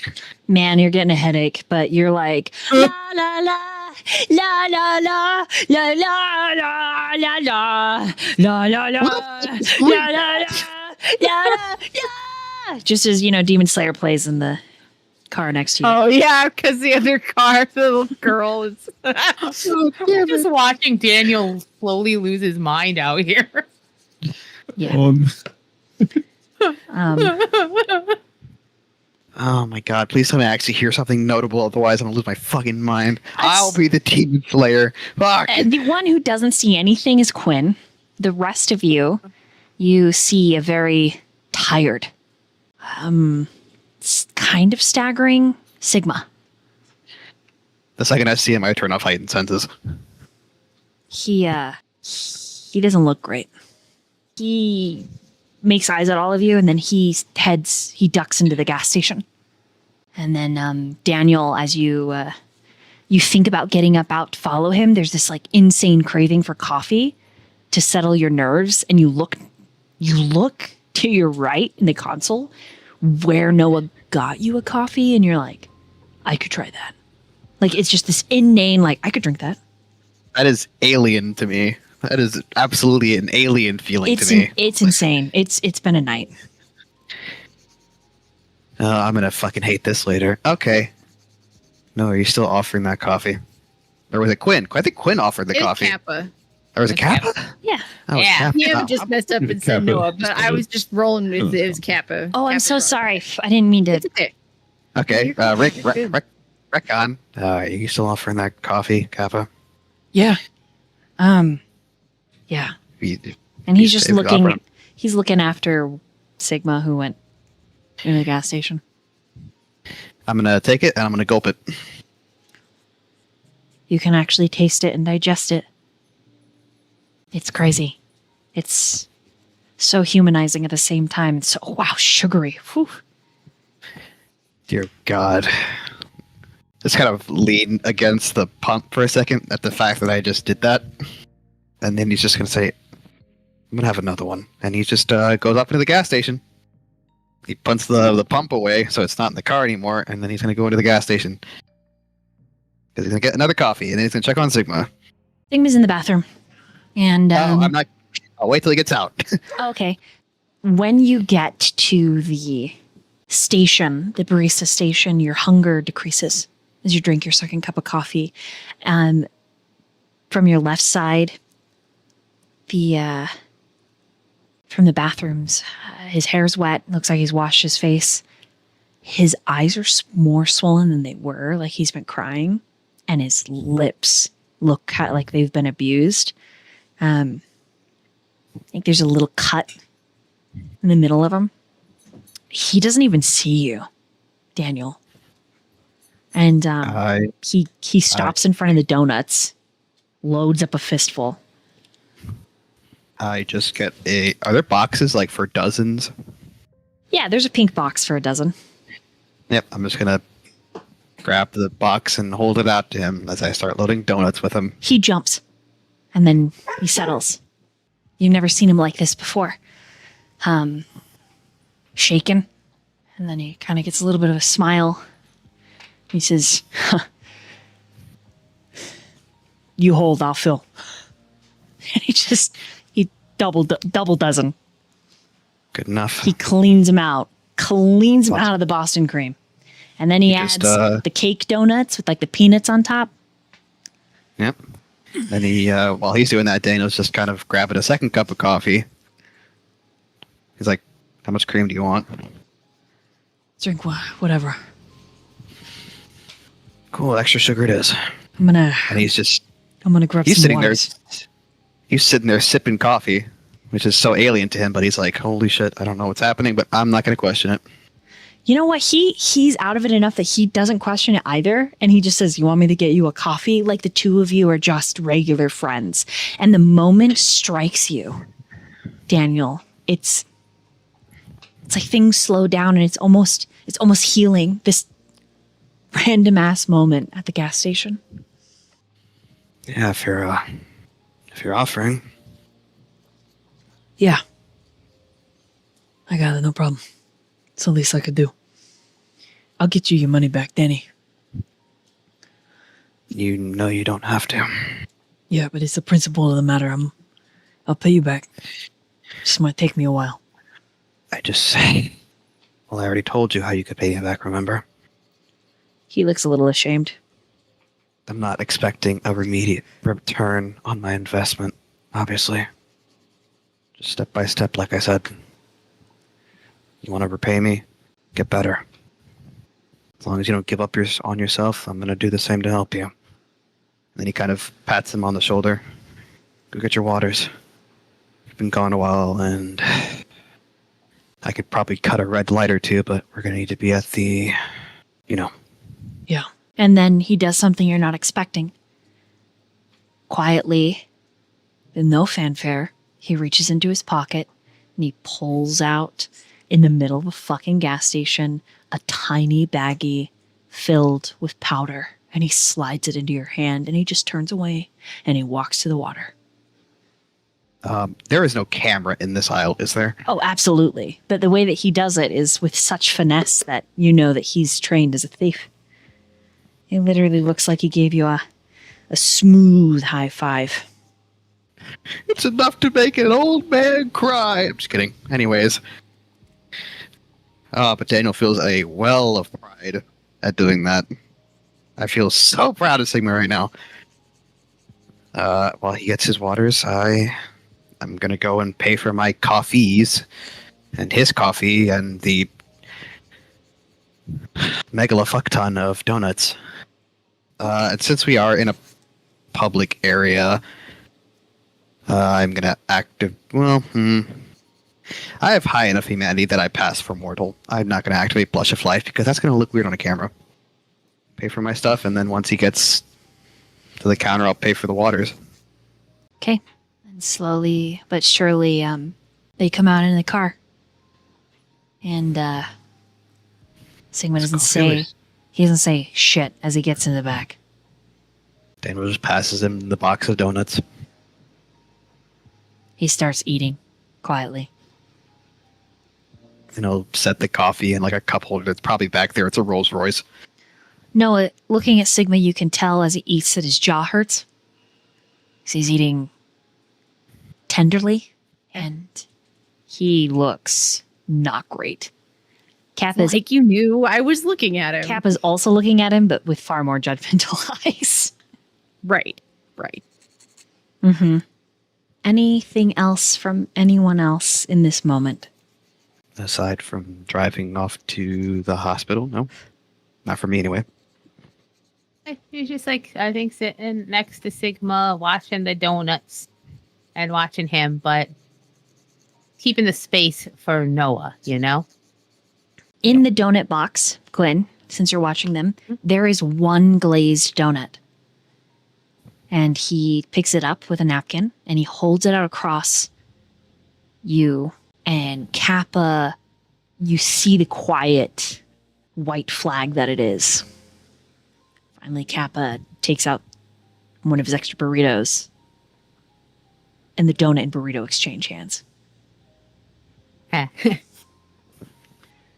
She'll smile. She won't say anything, but smile that, you know? She likes that. So small. Anything Inside, I'm like, yes! Externally, really, really, really small. Barely noticeable smile. Yeah. Everyone's playing it cool.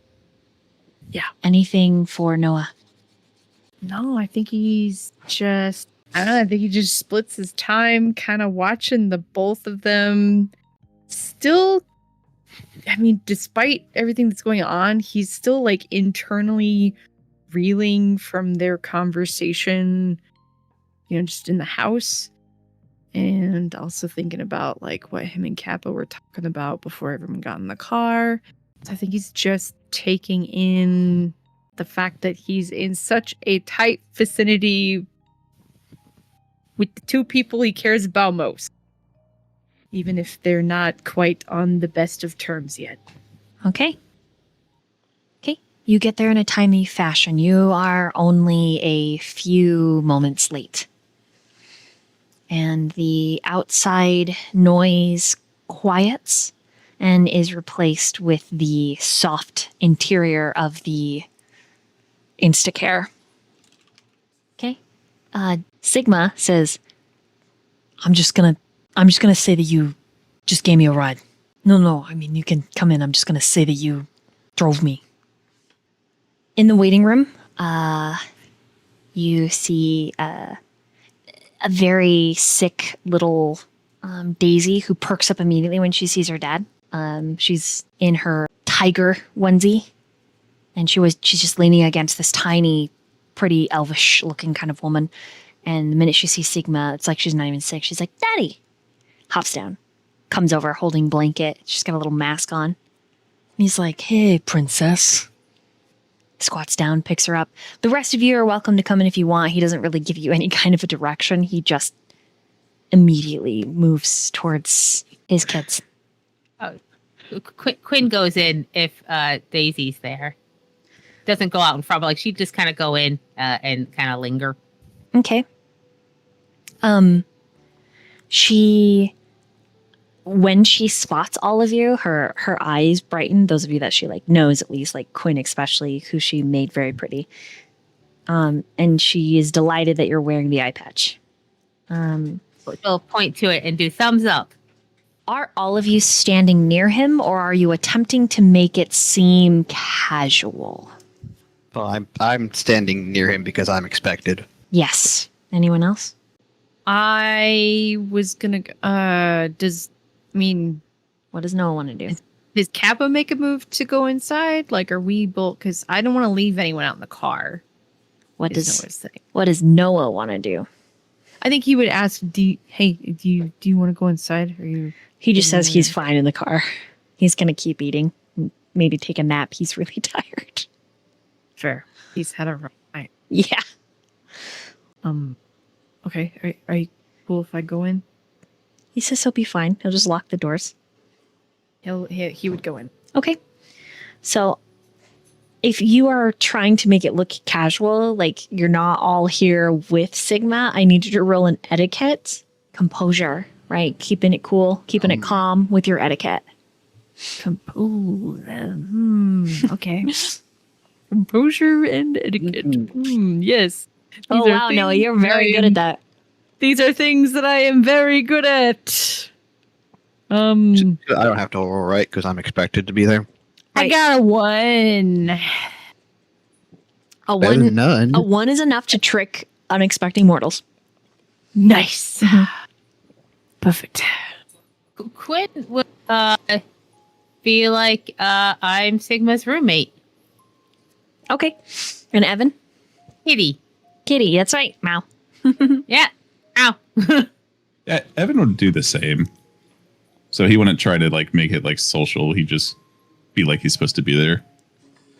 Okay. So with the 1, Noah, it's not enough coming in with the group to make it make it casual. Right. So even though you make it casual, it's like okay. she cool. can tell that you're all there together. Well, I mean, yeah. When she walks up with the baby, I don't need you guys to roll anything because you're dealing with mortals. There is a couple of things you notice about the scene. We'll start wide and then we'll narrow the lens. So wide lens, there's several people. There's one person with a bloody nose. Their nose is probably broken. You can smell it. You can sense the blood. There is someone else, older, sick, there with a couple of friends, young, probably teenagers, like maybe around Kappa's age. And then there is where Maddie was with Sigma's children, a looming presence. A large guy, dusky skin, dark brown eyes, mostly bald, but his hair is really tight curls. And he's watching like a hawk as Maddie gets up and comes over. And then he slowly stands, and he stands like a prize fighter. And he comes over slowly like a thoroughbred. And that's as Maddie and Sigma are talking. Sigma doesn't seem surprised that this guy is coming over at all. But there is a wicked tension between this guy and Sigma. The rapid fire conversation beyond like the really tired young woman that's working the check-in booth. It looks like she's worked 5 12-hour shifts in a row. Call out. Call out. God. To Sweetie. Yeah, it is intense other than the intensity between this man and Sigma. Okay. And Maddie does ask after their rapid fire, like check in, like, yes, I got her checked in. We're just waiting to be called back. I did give her ibuprofen. Like, yes, the baby's fine. You know, the typical.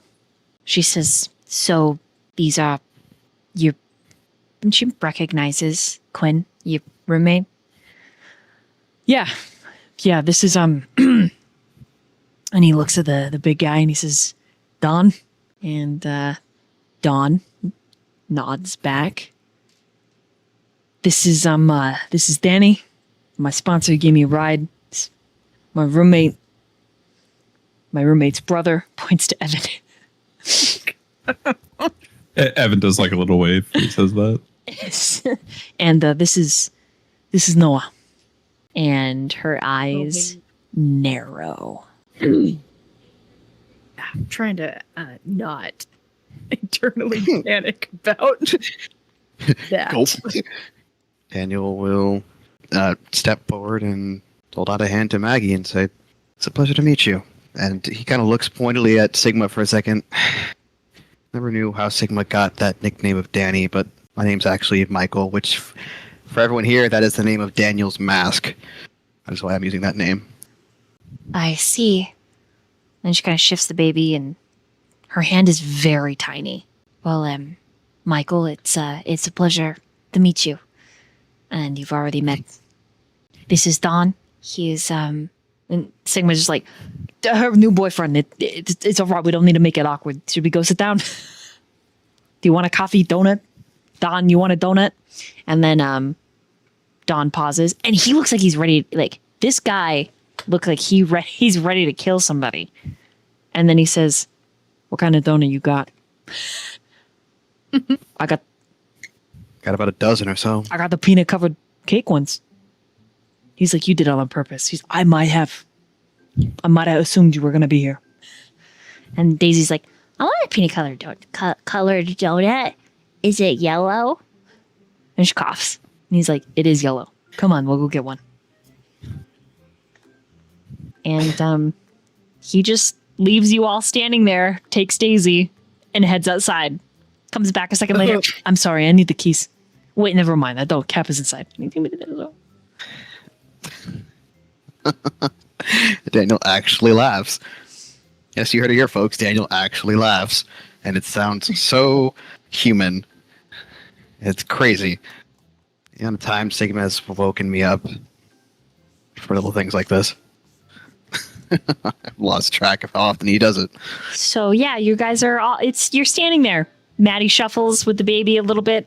Baby is lolling, sleeping, binky in mouth, blanket wrapped in pajamas. And then, well, I guess we could just sit down. I guess. And then she glares at Noah one more time, and she heads back to her spot. Noah's trying really hard to act like he doesn't notice that he's being glared at. I think he pulls out his mostly broken phone and pretends to scroll it. Oh God. Do you guys go sit down by her? Like in the it's like a horseshoe shaped setup. She's on one side with Dawn and the baby. You guys are kind of on the other, sitting together. Yeah. Yeah. Sit across from her. Any role play while you wait? Evan would awkwardly take the closest seat he could to Dawn without it being super awkward. Good God. I definitely have my broken phone out. And Dawn does look at you and then looks at your apron and your jacket and the fact that you don't have a shirt. Then back up to your face. He would have like the jacket actually zipped up with the apron over it at this point. Okay, he still checks out your outfit a little bit. A little. Yeah. It was arts and crafts time, man. He just kind of grunts, like Barrett from Final Fantasy VII a little bit. That's like actually kind of who I pictured when you described him. What kind of things are you into? He just is nodding quietly, looking at you. And he doesn't answer until he looks back at Maddie. He mutters under his breath something about arts and crafts. Quinn is just Do you play like, pool? oh, Do you pool? Quinn is just there going like, yeah, I always wanted to come over because Daisy's so sweet and I want to make sure she's okay because I've seen her and she's lovely and Stigma's so good with her and I felt like I couldn't rest. She lifts like, an I eyebrow. I give Stigma some support. Yeah. Oh, did you just call him Sigma? Oh yeah, but I that's why I'm here to help too because I don't always say the right things. Oh. Yeah, sorry. He's just been a lot of help to me, and he's very sweet, and he lets me confuse names sometimes. So what were all of you doing together tonight? And it instantly gets a little chilly. Gets a little chilly. Looks like should she be the one to say stuff, or does someone else want? She knows enough to think for a second. Well, craft night was code for we were actually all helping with the flood at the house, yeah? Mm-hmm. I'm not looking up, I'm just talking. Yeah, I know I said arts and crafts, but we were helping get the place fixed back up. We wanted to be able to have everyone over there in a safe, clean space. Okay, go ahead and roll a charisma and etiquette this time. Mm-hmm. And Daniel would just say, I got woken up after Sigma gave me a call for a pickup. Billy. Billy, sorry, yep. I meant to say Billy, because I know his actual name. Yep. Duh. Yeah. Okay. Do I get... I don't know. Yeah, just say, yeah, we just, I don't know. You know, when you get you get working and time just goes by and you're like, well, I'm just going, so I might as well just keep going until I'm out of gas. I got one. I'm so good at these guys. You're trying your best, Noah. You're trying your best. It's just Am I rolling the same thing, or should I be rolling persuasion? Oh, persuasion's good. Yeah. Ooh, I would like to use persuasion as well. Then, 'cause that's higher than my etiquette is like it changes Yeah, her we have- hostility. Yeah. Okay, then I guess I'll use etiquette. My roll is actually really good anyway. I mean, Nice. the roll's the same for me. I got 2 quits. Do you want to take this, or should I? Evan kind of like motions at Daniel. Well, I'm not exactly a plumber, but it seems like one of the main water lines that comes in from the city wasn't well maintained. It just kind of bursted Oh no. right underneath the foundation too. Really fucking annoying. So he said he was staying with one of you. Is that true? Who's he? Which one of you? Where are you all staying? Right? That you all like Kitty. I'm not sure what your name is exactly, but you're his roommate, right? And she motions to Evan. I'm sorry, I'm Madison. I didn't get everybody's name. Oh, I'm Evan. Evan. You kind of like. So are they staying with you? Is Billy and Kitty staying? Are they staying with you? They can actually. I do have the spare room and a couch. Billy can have the room, and Kitty can sleep on the couch. I mean, just right now while we're fixing Michael's Mhm. place. Mm-hmm. All right.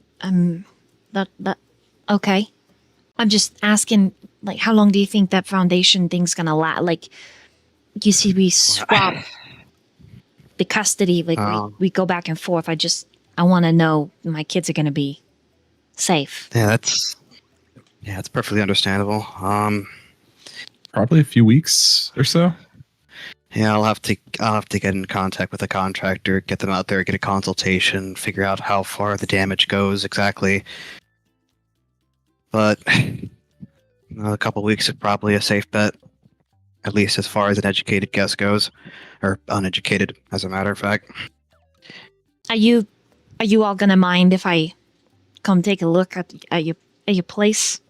It's just that Dawn At my doesn't. place? No.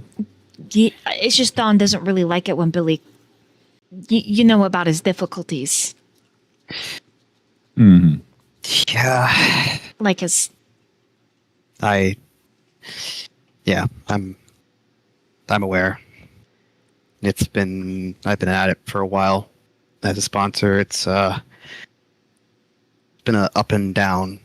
And so you're all like social worker friends, or like just room. Like, how do I know how Noah knows him for reference, and everybody else I don't really know how you all know him exactly. Well, I've lived in town for a couple of years now. Me and him honestly, we kind of just met at a bar. Struck up a conversation. Watched some sports on the TV that was up top, and just kind of went from there. Right, It was the simple. pool hall. He's a big slick holes. Yeah. Now, once I got my feet settled, got a job at one of the hospitals downtown. Currently trying to get my paramedic's license. Once he started talking to me about what he was going through, figured I'd try to help him out. And then he kind of just looks to the others to see how they know Sigma. Evan look at Quinn to kind of see if she's given him like the "please get me out of this" look. Yeah. No, she has an answer for this. Oh, I work at the library. I met him there. He was he would take out kids' book, so I was curious. Plus, he was studying, and I was helping him a bit. I'm not supposed to tell people about it, but I'm proud of the work he did. And he was like, since I helped him, he would help me a bit when I needed a place to stay. That was you. You're the librarian that helped him get his GED. Yeah. Oh. Yeah. And she like softens immediately.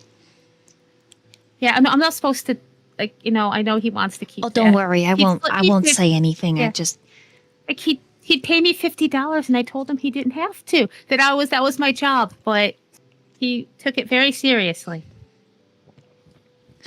Well, you did a good thing. Thank you. I can see that he struggles, but I can see him struggling in the right direction. He's not a bad guy. He's just a little stupid. He's a little slow on the uptake. He definitely does mean well, at least. I mean, if it takes him a third, fourth, or fifth try. Sometimes he means well. Other times he's got a raging temper, and he's. Yeah, I've seen that too. When he gets going, it's hard to get him to stop. Yeah. And she like shifts, and you can see where she touches her shoulder that he shattered, and where she's gotten surgeries to be able to move it again. Like plates, screws. You can actually see in her hairline how she parts her hair now. You can see where her head was cut open from the damage he's done to her. He's a hell of a guy, I want him to be in the kids' life, and even Don agrees he's not all. Sometimes he's got the devil in him, but he's a good guy. He's an idiot, but he's a good guy. Of that, I don't have any doubt. And Daniel just looks very relaxed for being in a place of just pure humans. It's like, wow. I think it's the coffee is like rubbing off on him. So I didn't call the social worker. Oh, you didn't? I didn't call his probation officer Whitney either. A part of me believed him that I don't know. Something about him is a little different, and I'm assuming it's your fault. Pointing at Noah. Or maybe not. Maybe it's his fault. Could be a little bit of both. I don't know what I'm talking about. I'm tired. And she like waves her hands. Little William gets a bit fussy, and she's like, oh, it's all right, baby boy. You're okay. You're all right. And then the doors like slide open, and Sigma comes back in, and Daisy's got a fistful of fucking donuts. Totally what the sick child needs. And she's laughing and then just starts coughing. Oh no. Yeah. The doctors haven't come back with a diagnosis yet, have they? No, they haven't even gotten us back. There was a young lady, and when she says young, she means old. She came in with a broken leg, and it was a mess. So they said they were gonna be a minute. So, Well, I could take a look at her if you'd like. The young woman. What are you talking? I don't work here. Daisy. Oh. I'm a certified EMT. I can at least do a basic consultation, find out potentially what might be troubling her. Wow, you're a sponsor and an EMT. That's a coincidence. Yeah, like this. And she squints at you. Yeah. And before Sigma gets there, you think she's made an assumption about you that might be wrong. And she's like, oh, I get it. You met at a bar. I would like to roll an intelligence and an insight. Good. I actually would also like roll an insight when she says it that way. I got a total of 6. I got a 3. She assumes you Narcaned his ass. Mm-hmm. She assumed you're a first responder, saved his life at a bar. And then Billy comes in and he sits right in the fucking middle of all of you. And Daisy's like, here you go, Don. And it's just this fisted peanut donut. And he takes it and he eats it anyways. So, would you like me to take a look at her while you're waiting for the doctors here to come in and consult? Who are you taking a look at? Daisy. Yeah, look at her. Held her up. Yeah, look at her. Look at Look at how cute Like- she is. Like, look at her as like a medical professional, Billy. Billy, put it down. You know, Put it down and let the doctor look at her. He's not a doctor. He's a fucking EMT. Yeah, I'm sure you have intimate knowledge of that. I do. I do. What do you even think? Are you judgment? You giving me the judging eyes right now? I'm not giving you any kind of eyes. Just put our daughter down and let him take a look at her, okay? Will you stop sassing me? We are in the middle of public. Billy. And he just puts a hand on his shoulder. It's all right. Here, let me take a look at her. And if he lets him hold Daisy, all right, sweet pea, come on. And he just sets her down. I guess I could roll in intelligence and in medicine. He's asking like basic questions, checking her coloration, any notice in the eyes, things like that. Things that he can do. Everybody's watching her. And she, in the seat, is just kind of looking around. Oh, maybe a little uncomfortable. Because we're in the weight room. Mm-hmm. Well, if anyone comes to ask me, I literally have my medical license. They can look at it. Because I'm not being weird about it. Did you want me to roll intelligence medicine, DM? Mm-hmm.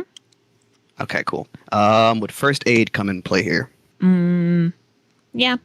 Yeah, go ahead and give you an extra 1 dice. Quinn would offer Daisy her hand if she looks scared. She takes it She gives it a little squeeze. and she but, just you know, squeezes your finger. boop, boop, boop, boop, boop, boop, boop. Yeah. Okay, pretty good. That was pretty good, actually. It's a total of 7. Do you have any of your medical equipment on you? Actually, you know what? You heighten senses. You hear the fourth wall. Her lungs sound good. Her heart sound good.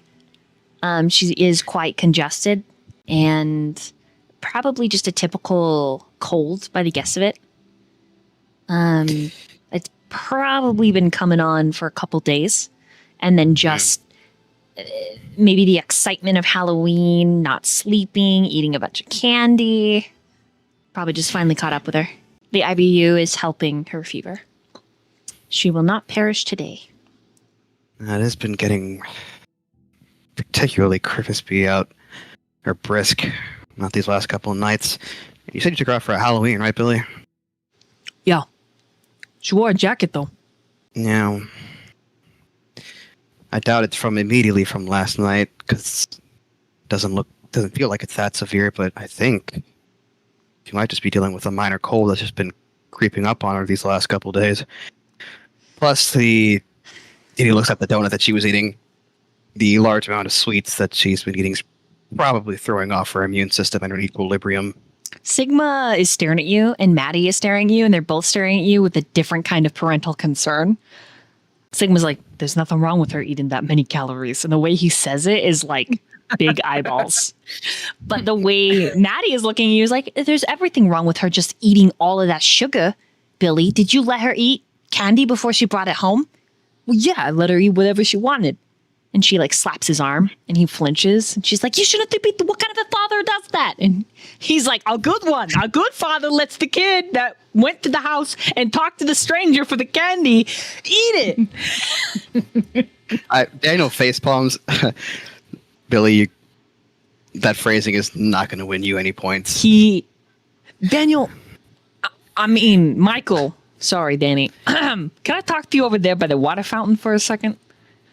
You can say what you gotta say right here in front of me. No. No, I can't. It's private between sponsor and rehabilitated man.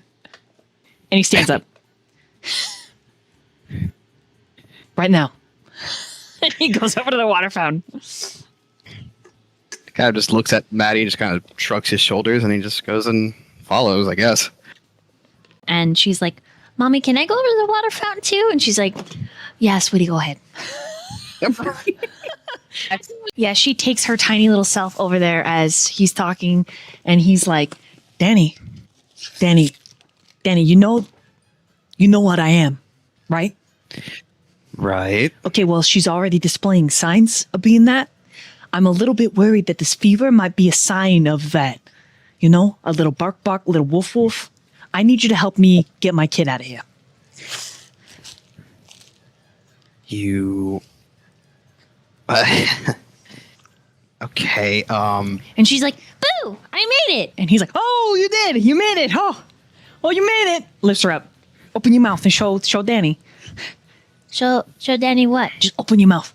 And he's like making it seem like she's drinking water, but from the side, so that it's like pouring on the kid's cheek and getting it fucking everywhere. Roll it with awareness. Danny, look before this fucking gets any weirder. That's a total of 8. Yeah, you see, she's got little fangies, but they're like canines. So are they actual canines, or are they just teeth that are not canines that look like canines? Your teeth that are not canines that look like puppy teeth. And she's like, "Yeah, that's enough." He's like, "Yeah, you're good. You like?" She's like, "Daddy, I already drank enough water." And he's like, "Yeah, okay."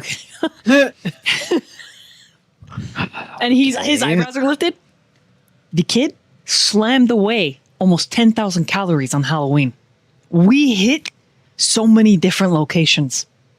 Okay. And you're worried that if a doctor come and consults her for a cold, he's gonna check her teeth? No, I'm afraid someone's gonna piss her off and she's gonna Hulk the fuck out. And she says, "Fuck." No, you don't say that. Well, well, your ex-wife is here. I feel like if anyone tries anything, if that phone conversation has anything to go by, she's gonna get to them first. You don't understand. Maddie doesn't know. She doesn't. Okay, I get that. I'm just also saying that I feel like there's a couple. I feel like you're jumping the gun here, maybe just a little bit. No. You don't understand. No. You don't understand. You don't understand when a little wolf bark decides to go wolf bark. It's like Zeta size from the beginning. And she's like, "Fuck." No, stop swearing. God. Should pretend not to hear that because I don't want. I feel like Maddie and Don are looking this way, just wondering. Yeah, But Maddie's like, I'm just pretending I didn't hear that, so she doesn't get suspicious. Maddie's like, "What do you think they're talking about?" Sigma suddenly like bends down and starts drinking as he's talking. Well, I can't just try to convince her to just. I don't know how I'm gonna get her out of a hospital. You got like mental powers like Gamma. Use them. Not the kind of mental powers you're thinking Okay, well, of. one of you, right? I fucking got 4 of you in my arsenal, and not a single one of you know how to do the mind voodoo. Whoa! I know how to do certain I'm gonna have to mind fucking voodoo. kidnap my own kid. Fucking great. "I like being kidnapped by you, Dad." Shh! Don't say that. I feel like you are here and her mom is here and she seems like she likes Don, I think. Look, no, Daniel. When it happens, it just happens. It's a light switch. It just flips, and it's like psycho crazy. Wolf bark. Oh, there's no emotional trigger. It just goes when it wants to. Right. It's worse when she gets mad. What's worse when I get mad? I cry when I'm angry. I know, honey. Okay. Look, listen. your guide. The thing is, she has a temper tantrum, right? Okay. And it triggers all of that. Nobody's gonna survive in this hospital. Okay. Well, I mean, what do you suggest exactly? What possible excuse could we have for taking a kid out of a hospital? I don't know. Maybe, like I said, use your voodoo mind power. Like, hey, it's Sigma's turn to have the kids. Like I told you, my voodoo mind powers are not the kind of voodoo mind powers that you're hoping for. There are 4 of you. Maybe somebody else knows. Do you know what your SWAT team can do? Commander Daniel. If you're do you not know what your SWAT team can do? Have you guys not talked about it? You guys don't know. If you're looking to try to charm, maybe. Fuck. Shh. I feel like you're trying to nudge things in a certain direction. You might want to talk to Evan. Fuck. No. Shit. But what I'm worried about, if you're really trying to go this route, that Don guy seems to, see things the way we see things. Oh no, he's not one of us. He's just kind of quiet. Oh. Okay. He's just a really big bastard. Though I have suspicions he's a hunter. Oh. I may have forgot to mention that. I probably should have told y'all. I didn't know he was going to be here. I was equally surprised. Daniel's just looking I gave really him a donut. Look pointedly. at he's like a little baby whale. He's on his island. He's happy. Looking so pointedly at Sigma right now. He's happy. You know what? Let's go for a walk. We're walking. Come on. Just pretend you're sponsoring me. We're going to walk. I like walking. Yep. You're going to walk. Hold my hand. Can I hold your hand too, Danny? Oh, he was not expecting that, and he just kind of like brain farts for a second. And he says, "Sure, sweetheart." She Why not?" takes your hand. Swing me. And then coughs a fuck ton. And it's disgusting. Little kid, open mouth. Okay, jeez. I hope you're not. He just kind of like whispers to Sigma, "I hope you're not just wanting to just walk her out of here." I don't know. I'm just a little nervous, okay? I'm a little worried. Okay, well, she looks really, really happy right now. I feel like there is really not a way to do this without either A, ruining your chances of, Right. keeping her around. Right. You know what? Let's hey guys, we're walking just to walk. So if any of you friends want to join, we'd love to have you join us on that walk, right, baby? Yeah. Fuck. Oh my god. Oh my god. And Maddie's like, Billy. She heard it at school. Kindergarten, Billy. Yeah. Kids these days, they got phones, guns, crazy. Roll a wits and insight or intelligence and insight, quote unquote, from friends to pick up that he wants you to walk with him. God, this is crazy. This is awkward. Yeah, I did. First Oh he my was god. like, "We're going for a walk." And if anyone wants to go with us, I mean, Noah would stand up and be like, "Where are we walking? We're just Taking a walk around the place. Just catching the fresh air is all. I mean, okay, okay. Rano's just looking pointedly at Noah right now. Okay. You can tell he looks a little confused, but he can also tell that something's going on. Okay, sure. We're going for a walk, I guess. All right, what'd you guys get on that intelligence and wits? I definitely didn't get any successes. You say it could also be wits or only insight and intelligence? Wits is fine as well, but it's insight and would be insight and wits. Okay. Oh, It's a little bit. 2. That's okay. That's enough to get the eyes, the subtlety. Oh, okay, yeah. That would be nice. Yeah. Hey Daisy, can I take a walk with you? Yeah. Okay. I like walking. Yeah, that's walking. Yeah. So I think slightly confused, but trying to go along with whatever's going on. Quinn will get up and join the walk. All right, Evan. Noah's just straight up confused. Okay. We got 0 successes. He's like, I don't know what we're doing, but I guess we're going for a walk. It's like, whatever, man. Okay, so as you're walking, before Sigma can even really start, Daisy gets called back, and Sigma's like, "Hey, yeah, go back in with your mom."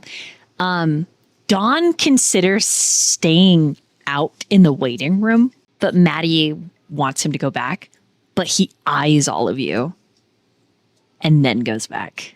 And you're not sure why until Sigma says, "Yeah, so that guy, I have suspicions might be a hunter." What? yeah. Thanks for telling us that. By the way, I didn't know he was going to be here. you brought donuts specifically for him to be here. Right, because it's like a little, he's a happy whale now. Look at him. I mean, obviously he's headed back, but when he gets into whale mode, he just sort of floats. Right. Okay.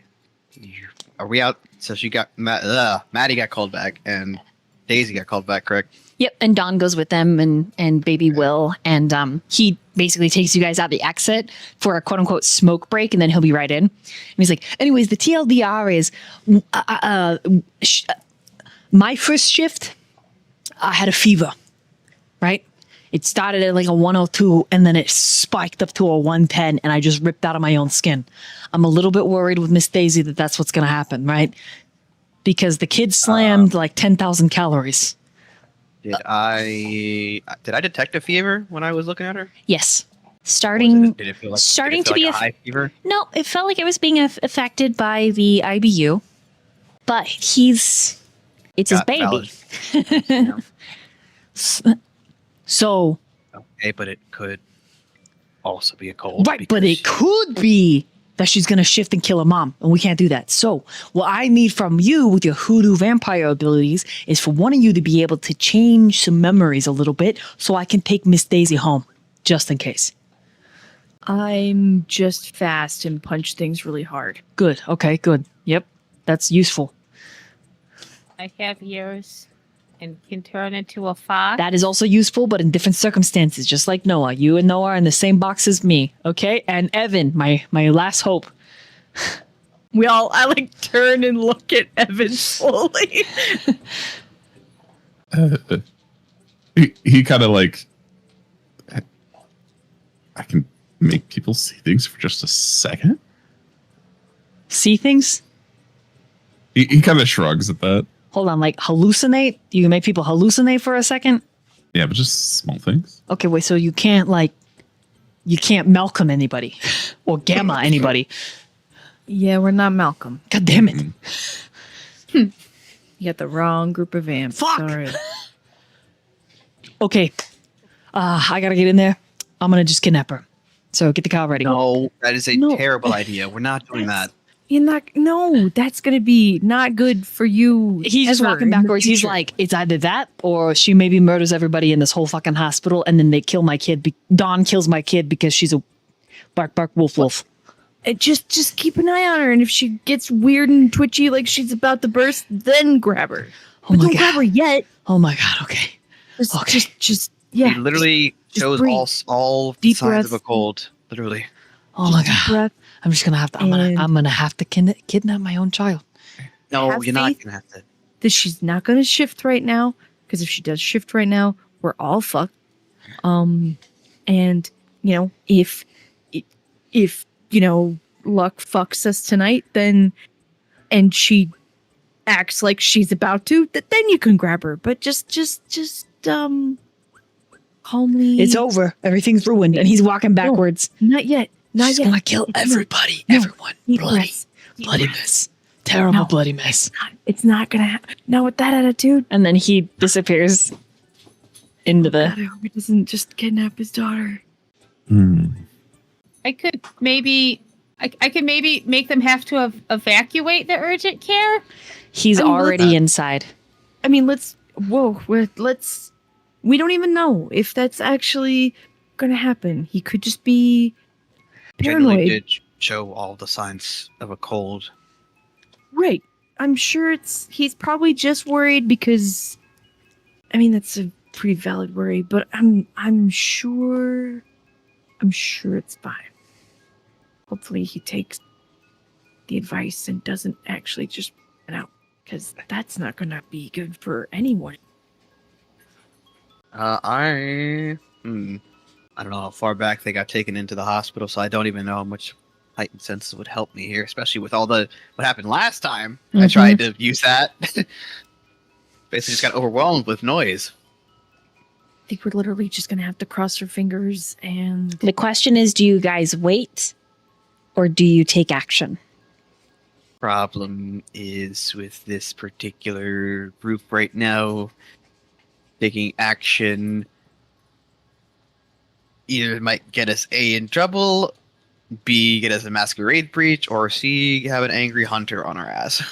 the idea of an evacuation is an idea. But that's fast enough. Could probably just hit there's a lot of you wanted to get out of here fast enough to not be caught by cameras.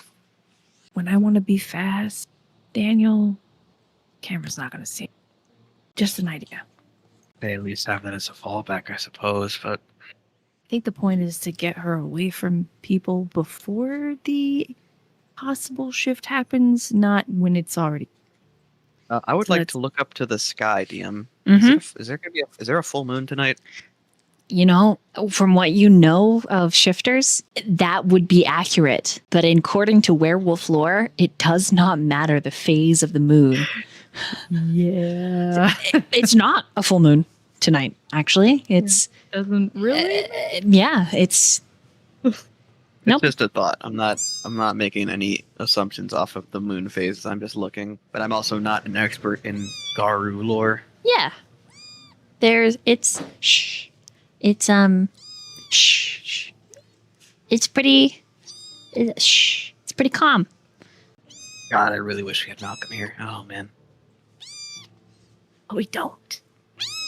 We need to figure out if we're doing anything or not. I would I got much rather trigger the fire alarm than risk him actually Kidnapping his daughter.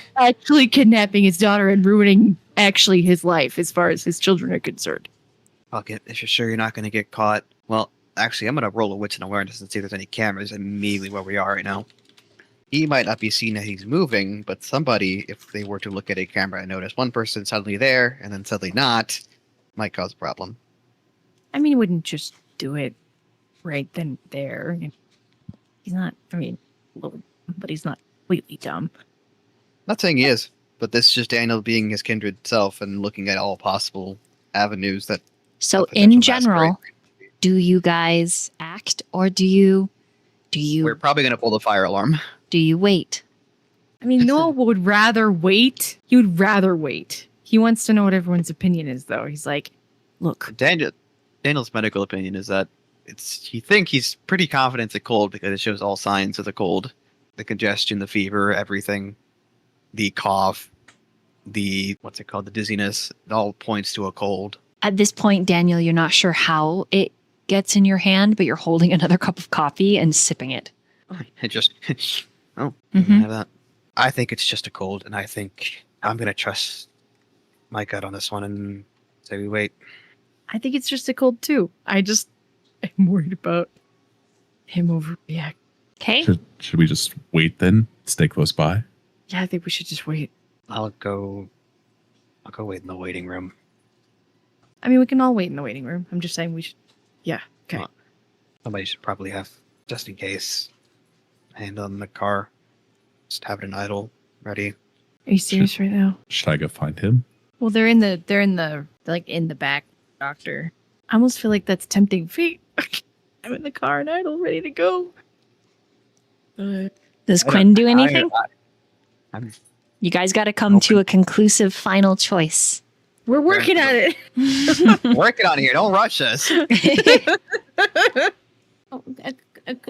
Quinn would agree. She was just offering if Daniel wanted someone else in the car with Cap, but she's a little freaked out about the whole Hunter thing, in all honesty. Yeah, You know if that's she wants- fair. He wants to be in the car, yeah. Yeah, she doesn't. It doesn't even just in case. She's not even sure what that would do. But Daniel mentioned she's like, okay, like Well, if it keeps her calm, then yeah, no and then frenzies. yeah. That's what I'm good with it. so she would wait in the car. Yeah, I think we're all coming to a conclusion that we're gonna Actually, wait and she'd like to go into the car and talk to Cap, like just let Kappa know what's happening. Okay. When you get out there, he's napping. He's had such a long. He's tired. He's had a rough night. A gentle tap, not to like, Kappa, Kappa. There's a bit of a thing going on. I don't mean to wake you up, but like, it is time sensitive. Okay. Yeah. Okay. Hi. Yeah.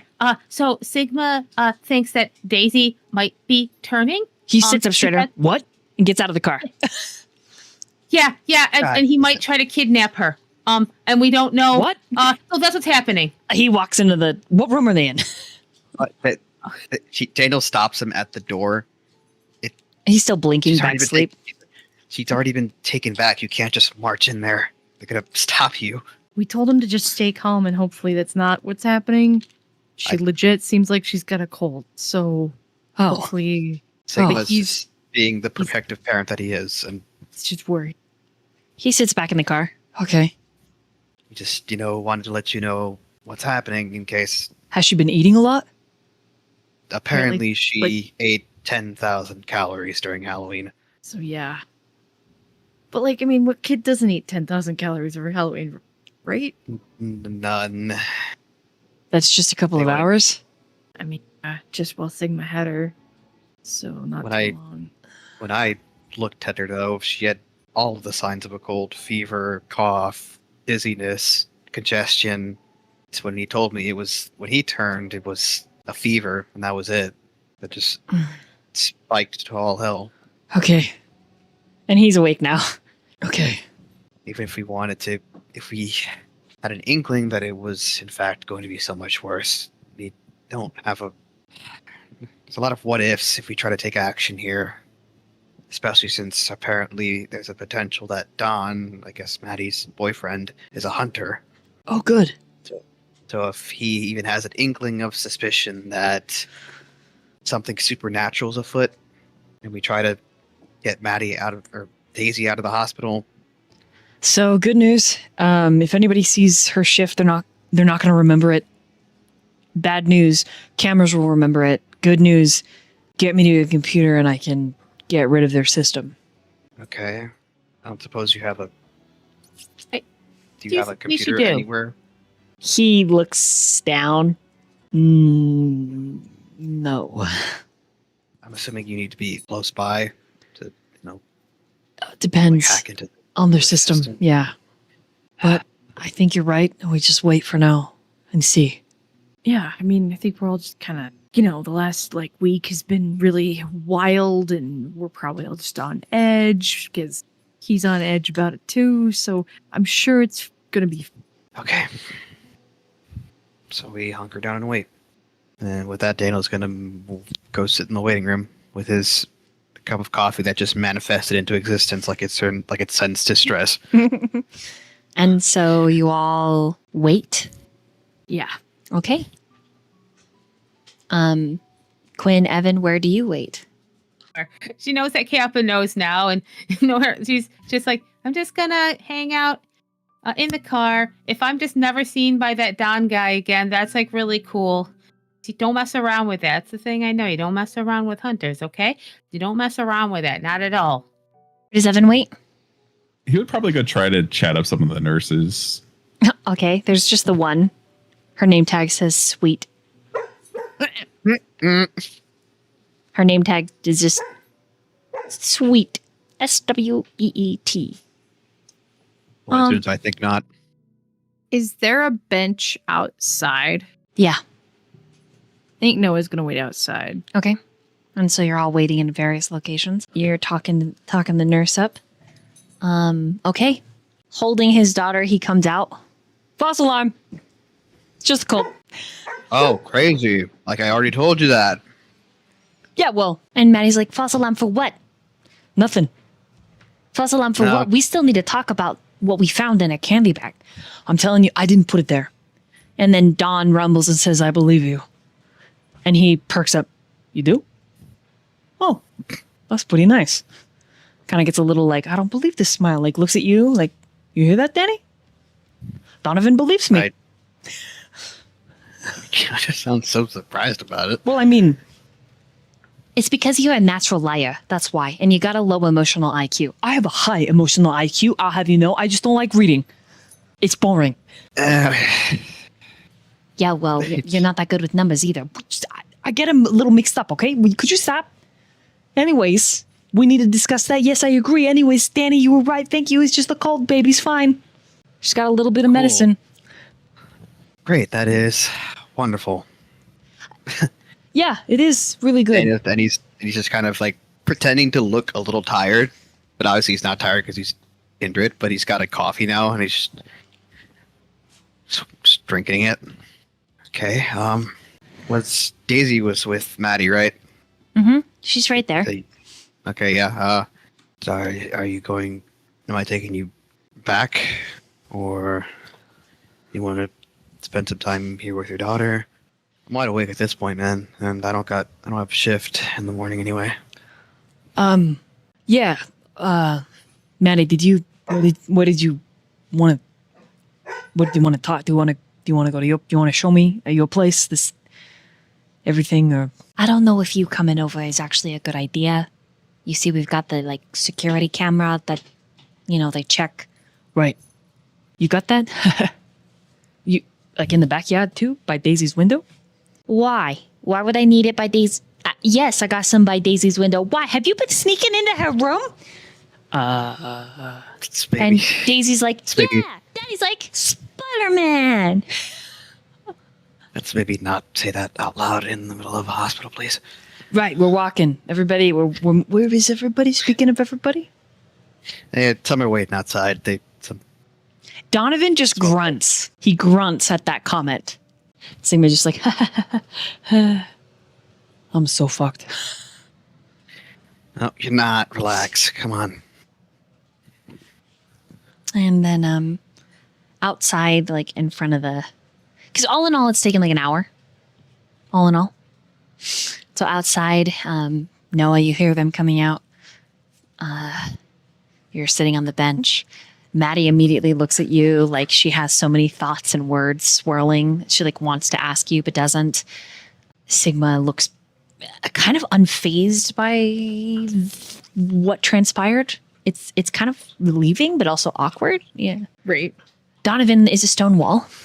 Just a big stone wall of distant. But you can tell that he's very assessing and he's very protective of Maddie. Mm-hmm. Yeah, and Daisy's just holding onto her dad's hand. I mean, we could just talk here. You didn't happen to bring it, did you? And it's Dawn's turn to speak up. You can see through the window, Evan recanting and doubling back because you are talking to the nurse while you're talking to the assistant. When you see them come out, do you follow them because they do not see you? Also note, what kind of information previous are you trying to glean from her, if any? Or are you just bored and want to flirt? He would be more of a bored and just chatting up, trying to figure stuff out, like who works here, that kind of stuff. She's actually See if there's any tea. she's like such an iron wall that you got to make a roll. She's like an exceptional human. So you'll need to roll a persuasion and charisma. Oh, exceptional human. Oh. Yeah, did you Do I see get her my name tag? bonuses? I did. It also says below it potential harasser. Oh no.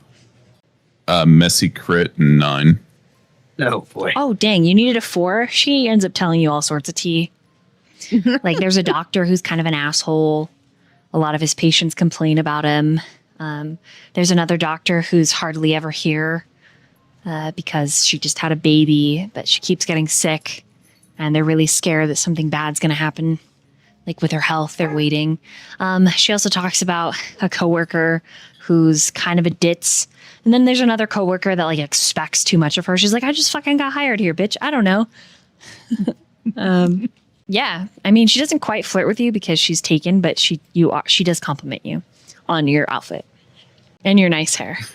Yeah, her nails are done, her eyebrows are done, but she looks tired. Like she's worked a lot and she's very good at her job. And that's it. That's the tea. You get the DL, man.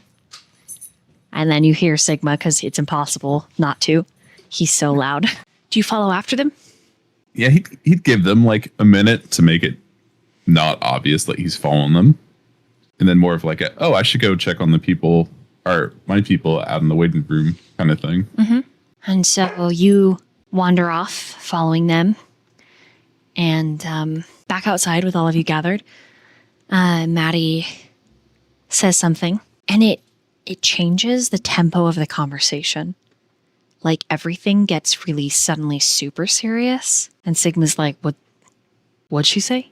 And then he squats down to Daisy. Those of you that are in the car, Daniel's going to hear this, but those of you in the car, which I think is Quinn and Kappa, will need to roll wits and awareness. Unless you roll the window down a little bit to listen. But then then Donovan can also hear inside the car. So it's up to you. No thanks. No thanks. No, I'm done. I'm good. 1. Evan, if you're out there, you hear it. Noah, you hear it. And so does Danny. She says, I told you, Dad. I got it out of a big candy bar from one of your friends. And Maddie gives him a look. Honey, what did my friend look like? He was really big. He was really big.